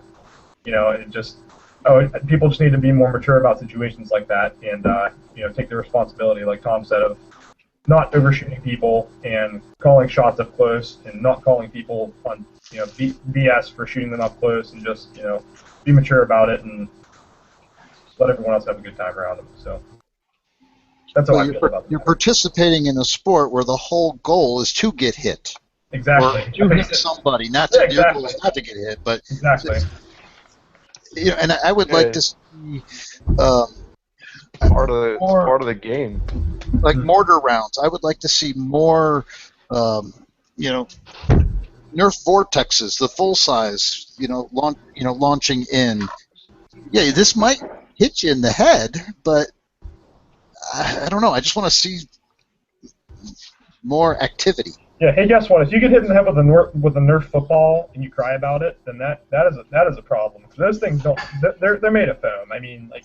This is stiff. I mean, this would, you know, probably leave a little, you know, bump. I don't think it would leave a mark. I think it just knock you and daze you a little bit. Be like, holy shit! Like, what just hit me? But if you know, because this is what I like to do. I like to build props and stuff. And so if I could make a mortar system that we could actually use. Exactly. Hey, tell you what, coming from someone who's gotten nailed in the face with a Nerf Vortex football launch out of a launcher from a vehicle, it's not really that bad. I mean, it lets you know what's happening, you know what's going on, but it's not like, it doesn't like knock you out or anything. It's pretty alright. Yeah. It's like I definitely think the other problem we have is that it seems like the grenade rules have issues with people. Because it seems like grenades are almost pointless now, because with a lot of the bigger games, BB grenades, Thunder Bees don't count because they don't shoot any BBs, but even BB grenades that shoot, people will chuck a tornado into a room, and ricochets are supposed to count, but it's impossible to tell from outside the room whether BBs actually hit people inside the room. So if everyone inside the room claims that it doesn't hit them, then there's no one to say that that didn't happen. So that's the other problem I have, is that I think the grenade rules. I guess I don't know what you guys think about that. How you only die if a BB hits you, or do you think maybe if a grenade lands in the same room as you and it's a BB grenade, if it goes off, that everyone in the room is just presumably dead? What do you guys think about that? Yeah, I don't know. You know what I mean? Like, I feel like if the BB hits you, I mean, that should count, but. Yeah, but you know what? It's hard though, because like, say you chuck a tornado into a room and it goes off, you have no way of knowing how many people. Yeah, I understand what you're saying. You're gonna run in there and shoot. I completely agree with what you're saying, but I mean, like, I think like I saw a couple of UK games where I think it was a 10-foot radius, but they use pyro, and that seems to work out pretty good. Yeah, like I see the refs like they'll call the people out, and like a lot of times the players are even honest about it, like because. They'll see it blow up next to them and be like, wow, that was awesome. I'm out now. Exactly. Like, and that's the cool thing. I'll be proud to call myself out if someone threw such like a really nice nade, or like, you know, they popped it in the window. I don't know. But like when a tornado goes off, it's such a like it's like minute little like you don't know what happened. Like, oh, that was that is the nice thing about pyro, and I understand that some of the sites are not allowed to use pyro, but I personally love P grenades. Like P grenades are my favorite thing about going to some of the nat ops, because they're loud. They R2Bs are awesome. Yeah, that's anything like that. Anything that's pyro, I think it's really sweet. And yeah, I think it adds to the experience, especially when like any kind of pyro like lands at your feet. Like it's 100 times scarier than if a tornado or a thunder bee goes in. Cause like, hey, it's a dog. Hey, puppy. Dude. I love dogs. I have a weakness for dogs. Definitely agree with you though. Yeah, grenades have always been a topic I've not really been sure about what I think about grenades, but I think the pyro grenades. Someone throws a pea grenade in the room and it goes off 5 feet from you. You call it because usually poop your pants or you get nailed in the chest with peas. So I actually threw a tornado at Red Storm 3. It bounced off of a wall and hit a guy in the nuts, and then it didn't go off. It was like sometimes they don't go off either. That's the thing. Yeah, like You know? the dud. The dud is the worst feeling ever. Like, all right, after the bang, we're gonna wreck face. Nothing happens. Absolutely. And you're like, well, that was great. Now they know we're here. Every gun's aimed at the door. You know. I had a problem at Red Storm 3 for people stealing our grenades. Like, Yeah, what's up with that? we used two. That pisses me off. Somebody stole when 2 people steal tornado them. grenades from us. Doesn't really surprise me. I mean, sucks that people. That's exactly what I'm talking about. You'd think that if someone paid like $175 to go to a game and they went through all this trouble to go there, that they'd be more honorable about stuff. But I guess I don't know. But that's one of my biggest things with. It's not necessarily the stealing, but if I throw a grenade into a room, I may not go into that room, or I may not go down that stairwell. My course of action may be another direction, but I got to stop and now go retrieve that. Exactly. And hope somebody will. That's the nice thing about pyro grenades that are disposable. You just toss them and forget, and it's like, you know, That's why I don't run them anymore. It's like I don't want to have to remember to go get it. It's a lot of trouble. It's a lot of trouble to go in and get it. That is a problem too. That's something you don't think about a lot, but that's totally true. It's totally true. Yeah, I think like every event I go to, like, I think at Red Storm, like, I heard at least 2 or 3 people get their tornadoes stolen. I mean, it's hard to keep track when there's that many people too. It's almost impossible to keep track of theft and stuff like that. You know. yeah. I mean, you just throw it in your dump pouch, like a whole squad, and then no one ever hears of it again. Nice. Definitely like the Dog. Motion tracking on this thing's a little laggy. I don't know. It's pretty good if you're standing still. It just adjusts to you. Yeah, no. I had this beard on. What happens if I turn my head sideways? Is it? Yeah, just kind of okay. You saw the Doji cam, right? I did see the Doge cam. Yes. The Doge cam. I'd rock a set of those. I thought this was a mustache, but it's just a confused thing. Really eyebrows. I got really excited. Yeah, they have a mustache. It's right here. I'll be a gentleman for a second. How fancy is this? You're pretty fancy. You look like the Pringles guy. Yeah. Spot on. Hey, Seth, what's going on? What's up? Nothing much. Just scuba diving.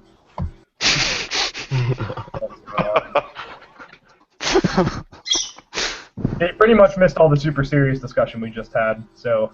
I heard some of it. I was just too lazy to join. Okay, so we've resorted to this. Scuba diving. Hey, Robbie, what are your thoughts on Black Gear? On Black Gear? Yeah. Multicam Black is super swag. Who told you to say that? No one. No one? I don't know. I mean, I personally wouldn't buy Black Tack Gear because it doesn't match with anything, but hey, man, whatever. You can't run it in any national op. Hey, you can. Oh, you mean with Tack Gear? Black? Like a complete black kit? Well, not like camo-wise, but there's no restrictions on running like black Tack Gear. As long as you're... Oh, the gear. I thought you were talking about just the uniform. No, the uniform obviously you have to, but there's no restrictions on Oh yeah, on like your gear. Yeah, you can have a plate carrier on it. Uniform. I don't know. Jesus.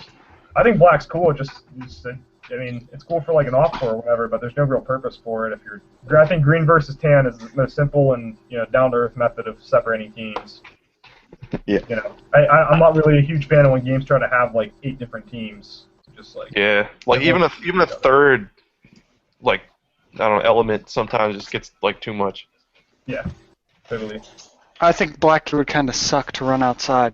I mean, I would never run it down here in Texas. Oh, you're in Texas? Boy. Yeah.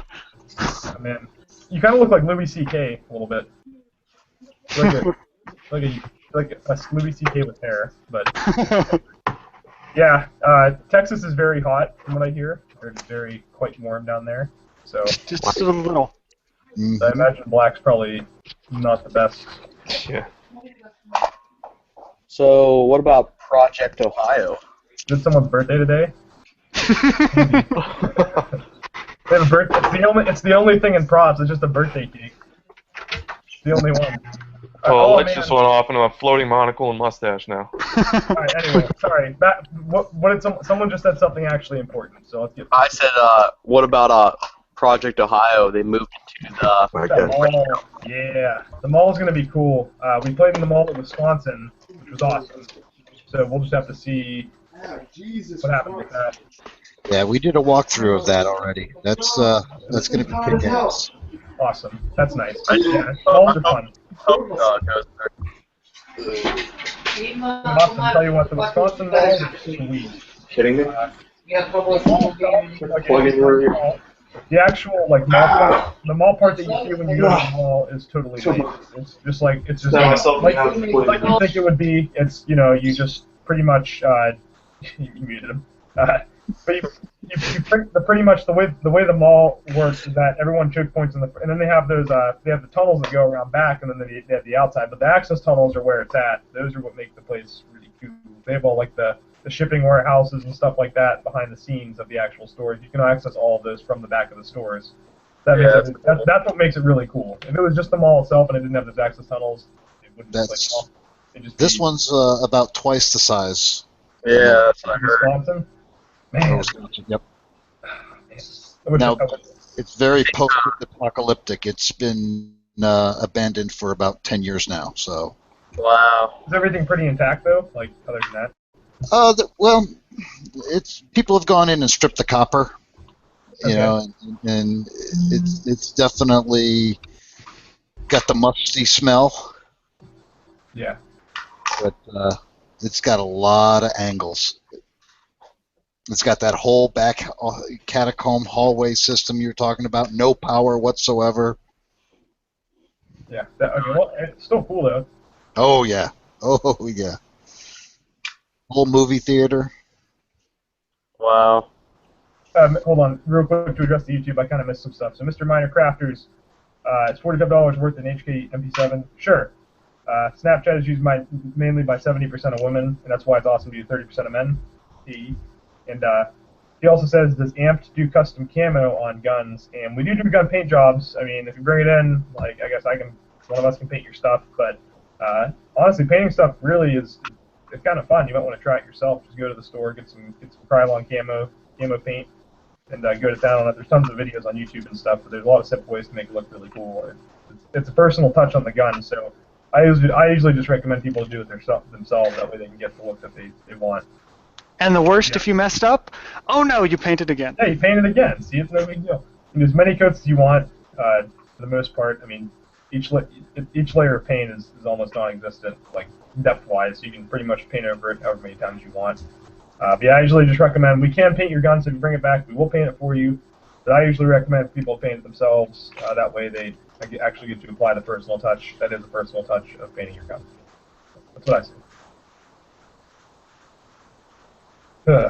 So, Mr. Seth, do you have anything you want to... We're looking for food for thought here. Do you have anything you want to discuss about DB Wars?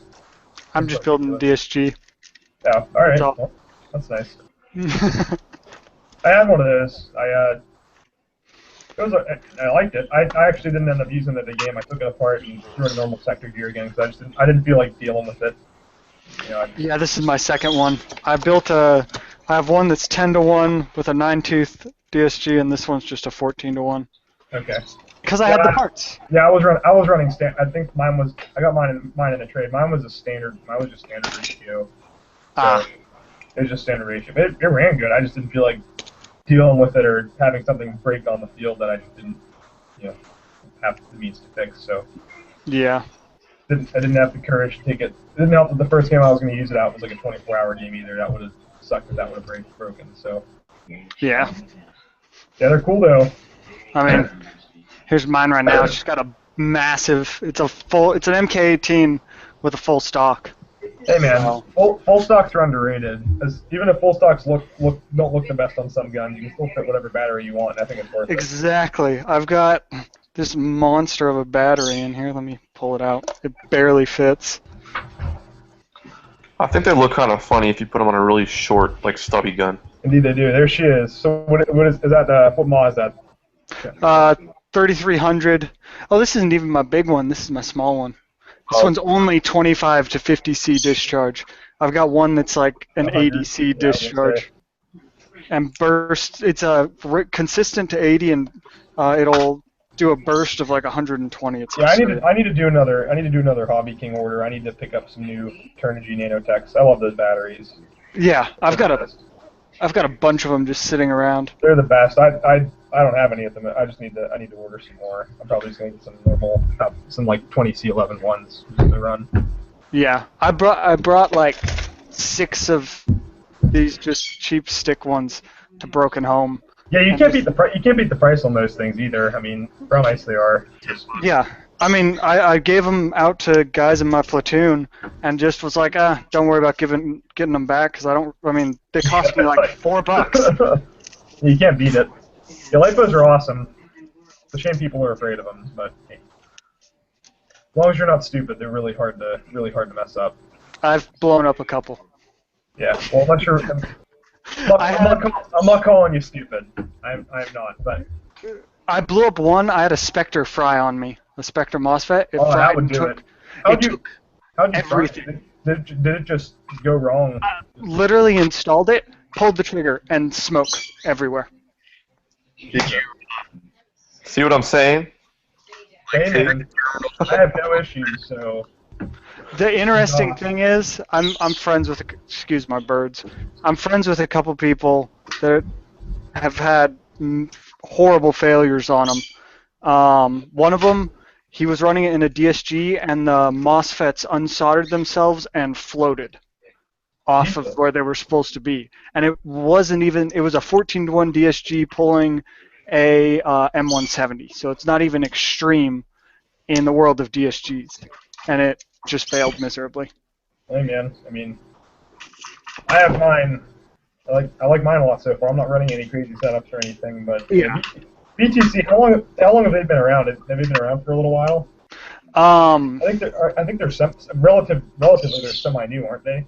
Yeah, they were. He was originally on another company name, but he sold that company off, which I can't remember the name of it. But he's been around for He's been around for a while. But the current Spectre. I think it was a Raptor Fed originally, right? Yeah, that's what it is. AWS. Oh, okay, yeah, I didn't know those were the same thing. Okay. Well, that was what it was. Yeah, and those had the same. Those had issues with the little tiny switches and stuff, and then you got better switches, but they still fail. So. Well. If they just get too hot, like they melt. What happened on mine? I may even have it. Let me see if I have it on my desk somewhere.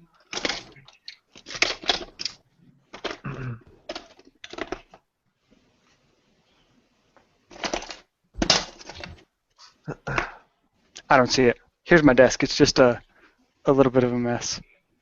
I think that's how everyone's tech work area looks like. You always start organized, but the more and more frustrated you get, you just start throwing. Just start leaving things everywhere. Yeah, just whatever. Yep. But on mine, there was supposed to be a jumper, and I guess it instantly vaporized itself. It was soldered on both sides like it was supposed to be, but there was nothing in the middle. And I got a replacement for it, and then the cutoff lever on it, for the senses. Yeah. That failed. Really? And then it in the DSG, it just doesn't play well with DSGs, I guess. And so after that, I was just kind of like, eh. But the one that failed, it took everything. It caught fire. It caught the wiring in the grip on fire. It caught the wiring in the stock on fire and the battery on fire. So everything electrical is just basically gone. Yeah, I literally just ran outside and chucked it. I've never ran so fast. There's nothing you can do at that point. Nope. I don't know, man. I don't know. I guess when there's that much going on inside of a gun, there's a lot that can go wrong. So. Yeah. Now I just stick with basic, make my own 3034 MOSFETs. They work just fine. They're not a fire extinguisher in your kit.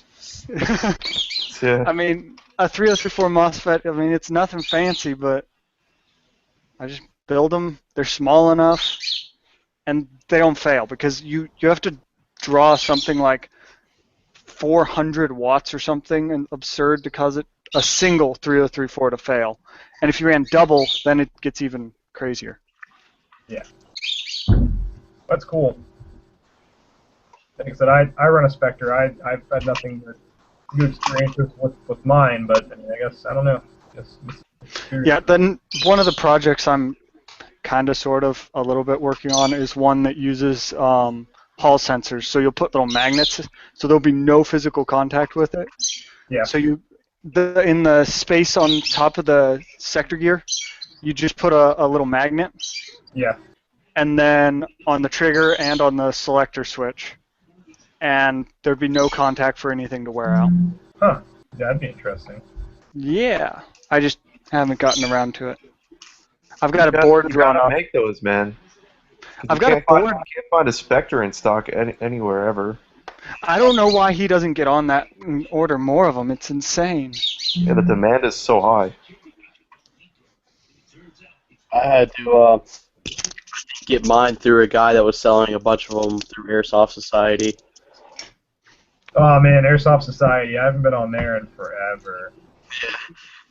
I've been on there. I will say that thanks to Airsoft Society, well, let me check my email. Wait, this is a shocking number because for whatever reason I've just been too lazy to change it, but they program it so that every single email I can't check right now, but I think I have something like 20,000 emails because they program it so every single email, every single post that you follow that gets a comment, they send you an email about it individually. Oh. It is ridiculous. I've been too lazy to log on and turn it off because it's just like every single one of those threads has like 4 million posts on it. People just reply every 10 seconds. It just gets out of control. So, that's pretty ridiculous. Airsoft Society is typically pretty ridiculous with everything. It's just like you can't keep up with any threads because you refresh your page. There's like 30 new posts on each thread. It's insane. So. Yeah, I haven't really been on any of the big forums lately. I used to go on Airsoft Forum and Society and REs all the time, but I just sort of, I don't know, I've stopped checking. I just go to Airsoft Mechanics. That's the only one I haven't been on there in a while either. I don't know. I have an account. I check in every once in a while to see what's going on, but I mean, I can't stand the stupidity of tech stuff on so many of the other forums, and the people that are willing to argue to death with you over something that is ridiculous. Like shimming to bevel is no longer. They'll say shimming to bevel was never a good idea, and they should shim to the step gear. I wish people would just lighten up a little bit and try to understand different perspectives and just deal with it. Oh yeah, I mean, there's probably some people who would argue that like the sequence in which you screw the screws in your gearbox. Yeah, like come on, like that would be horrible. It has to exist. Well, you guys are using a torque wrench, right, when you're putting them in? Yeah, you have to program at the 2.07 pounds of pressure, otherwise it's just not going to work. Yeah, it'll fail. I made the mistake of using a drill once. Oh. I sheared a head off. Yeah, I was going to say, you probably just tore the screw in half. I knew it was going to happen before you said it. Oh, man. Yeah, yeah. What about brushless motors coming out? That looks very interesting, and I want to see where that goes. Yeah, minus the price tag. Yeah, I'd be willing to pay the price tag. That's the thing. I saw one for like $190, I think it was. Ooh. Was that Gandalf was doing? I know Gandalf did one. But there was. I don't know. I think it popped up on Popular Airsoft, maybe. Something in my newsfeed popped up. And I clicked on it, and I was like, awesome, brushless motor. And then I looked at the price, I was like, never mind. It has like a built-in MOSFET into it. They're more expensive, but it's sort of the same thing. Like, Airsoft seems to sort of lag behind RC cars, interestingly enough, like with pretty much everything. Like now we're catching up on the motors and everything, but lipos were always a big. I mean, obviously they were very popular with RC planes because of how little they weigh compared to NiCads and nickel metal hydride batteries. So, seems like Airsoft sort of follows in the footsteps of RC stuff. It's kind of cool. It says it's on Popular Airsoft, but it's not out yet. Yeah, they didn't say it was going to come out for a while now. That's what I remember seeing this. It looks interesting. There was Gandalf made a controller for one that Gandalf of Extreme Fire. But he made a controller for a version 3 gearbox. So it was really easy. It was basically a drop-in, but I don't know what happened with that. Because the problem is right now for version 2s is you'd have to get a longer shaft. You'd have to press out the current one and put a new one in, which most people don't have the ability to do. Yeah, even if you do have the ability, it's not easy most of the time. No. Yeah, you gotta be really, really careful. I mean, hell, even like taking off pinion gears is you have to be super careful with sometimes. So, just a lot of people don't have the means to do stuff like that. Yeah, the majority of the time I don't even try to pull them anymore. I just grind them off and be careful not to hit the motor tower. Yeah, you mean just slot them with a Dremel then pop them off? Is that what you usually do? It works. You just got to be careful. But yeah, I mean, typically I try to press them off, and if that doesn't work, then I've had more issue trying to press them off and it becoming separated from the the actual insides of the motor that I basically see no point to it. Yeah, it causes problems. You just gotta be so careful. Yeah. Gotta be careful. All right, I'm gonna hop out. Alrighty, yeah, we're gonna finish up here around 9 o'clock, so we don't have that much more time anyway. But it's been fun though. Thank you for chatting. Thank you for chatting. All right, see you, Robbie. Worst case, I'll see you on the 4th, I guess. Yeah, I'll probably see you. Yep. Alrighty, dude. See ya. Yep. Bye, Chris.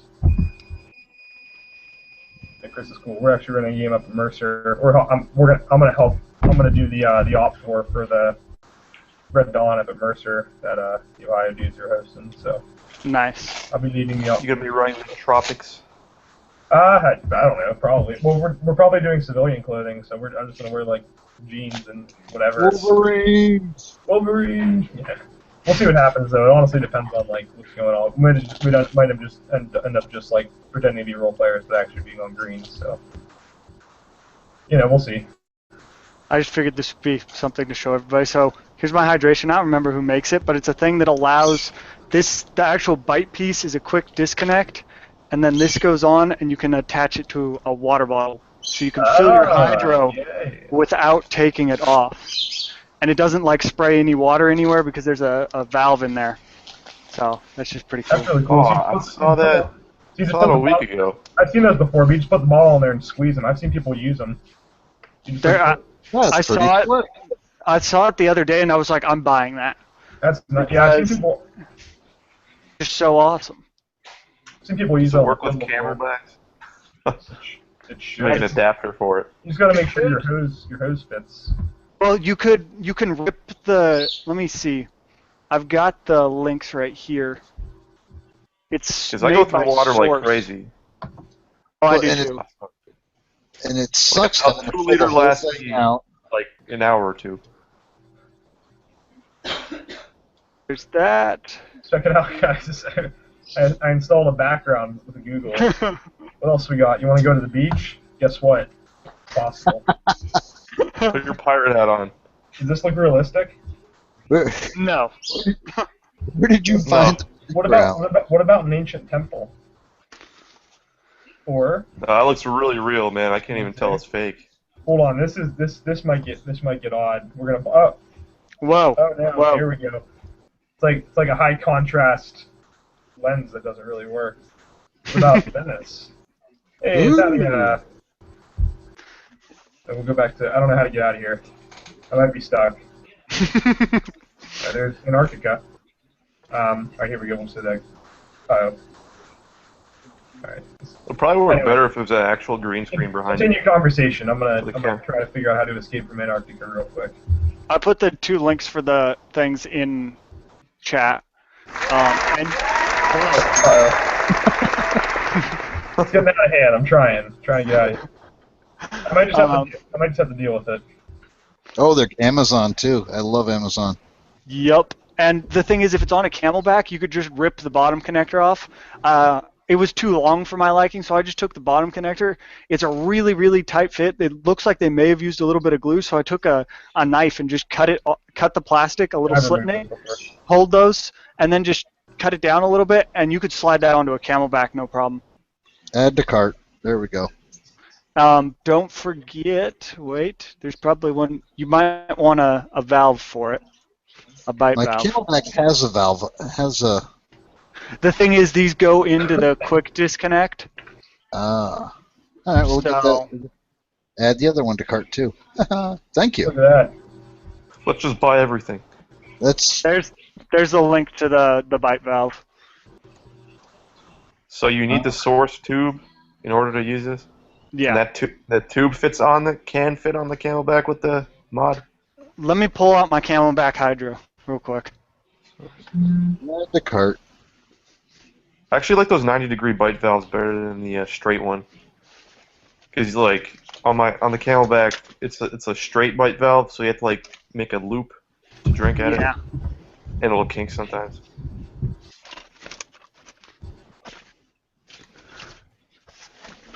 I think my Camelback Hydro's in my truck. But it'll fit. It's the same size. Everything's the same size, so there's no reason it shouldn't. It'll just slide on. Because on the source, you've got the quick release right here that you can see how it. I mean, it's just you push this button, and then on the Hydro itself, there actually is one right here. So that's what you'd have to remove, is the one down here. But it still should fit, no problem. I'll look into that, because I hate having to take the rig off and opening up the... Mm-hmm. Yeah. And, I mean, it works. It's easy, it's simple.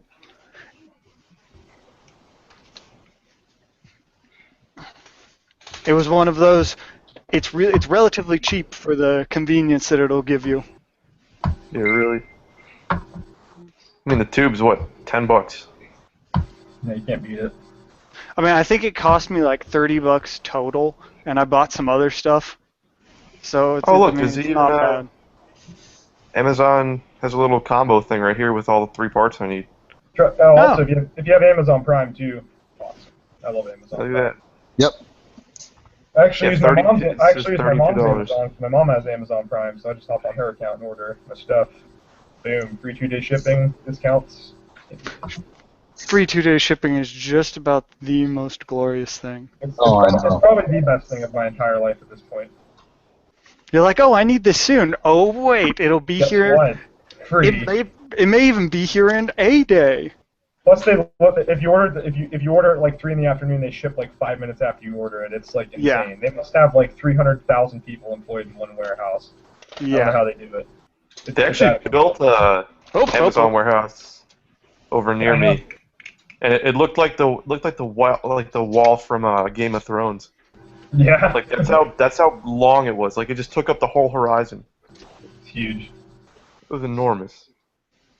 And then on the radio, I heard that they were looking for employee. Like you could sign up for employment.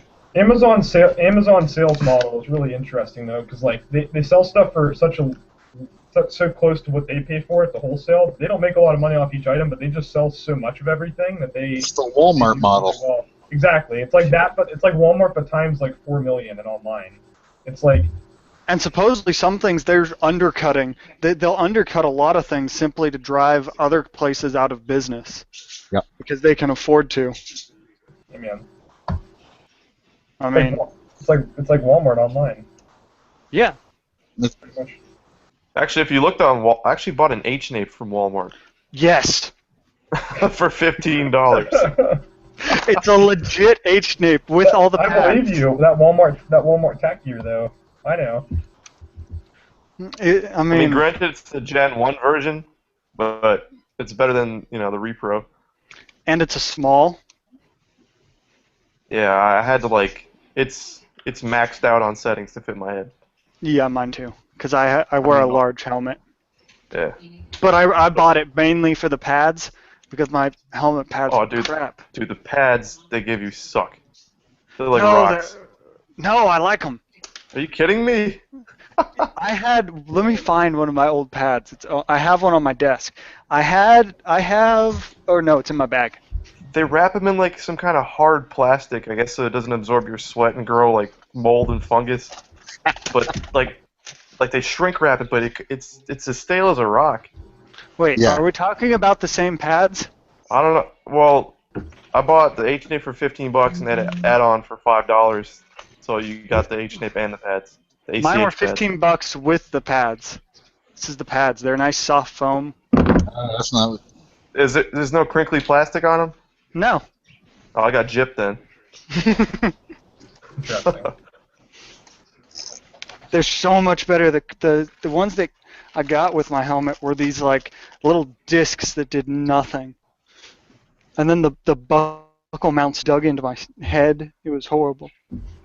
There's actually a lot of different companies. There's a guy on eBay, I don't remember what the heck his name was, but he sells aftermarket pads for OpsCore helmets, and they are awesome. They're like, I don't know how to describe them. They're like memory foam / pillow. Wow. So yeah, Tempur-Pedic helmet liner. I swear to God, they're like very similar to that. They're awesome. eBay's another one of those awesome things. Exactly. Like seriously, like there's so many people who just sell like one specific item on eBay and they just make it all day, and it's just they don't really anything because they're so The small. downside of eBay, it's like, oh, that's exactly what I want. Oh crap, it's coming from England. I gotta wait three That weeks. too, yeah, but I mean it's whatever, you know. Yeah. I mean, I got a set of Cries for. I got some G3s for $70 shipped. If you look in the right places, you can find the ACs and the G3s. Just because I guess like places get them in surplus and they just get them and they put them on eBay because they don't know they're just like whatever about it, you know, they don't care. Well, this was a guy. This was a guy that sells like massive amounts of Cry. That too, yeah. But I think at the time I know a guy that's a ranger, and I don't know if this was actually what's happening, but they phased out a lot of their Cries, so then you have a whole bunch of surplus that's been on the market. The other thing they'll do is they'll get in like slightly used ones that'll have like a tear in the knee or something, and they'll sell them for like $70. It's just like, yeah, I mean, yeah, I got mine. I've seen that. Like, I got mine, and I had to add add 2 patches, one on each side, yeah, right it's, here. It's like and that's it's what like, I'm talking about. okay, Yeah. we're done. Yeah, I'm for not that gonna complain. price, like, Hell, yeah, you're gonna rip them anyway eventually. I tore mine like 6 months in, so I had to have it patched anyway. So it's like, whatever. I mean, I couldn't justify. I love the Cries, but I couldn't justify the price for something I'm going to go tromping around in, and I know I'll rip up. Oh, I completely get you there. I mean, I can agree. I can agree with the gear because for real steel stuff, now I have a nice fancy get up that is way overkill for anything real steel. But for pants, it's like I'm gonna go tromping through the mud and ice and whatever else, and it's gonna be bad, and they're gonna rip. I feel you there. I mean, for me personally, I've ripped like 2 or 3 pairs of BDUs, like right in the crotch. Like the seam would just rip for me. I don't know, like taking a knee or just doing normal shit during games. And like the G3s, they had that stretch. The stretching material is what saves them. It's yeah. So I mean, the way I thought about it was, yeah, it's really expensive, but I'm only going to buy 1 pair of these, and I could wear them for probably a couple years until I have to buy a new pair. Yeah, granted, they had the version, integrated knee pads. Version. Yep. Yeah. Yeah. I'm broke right now. I'm not. Yeah, I'm in Droppers college. came out right I'm in after. college. I probably shouldn't be spending money on Airsoft, but hey. Oh, me Yeah, too. but you don't have bills to pay. I don't think you have your own place. No, I live with me mom, but you know. Yeah.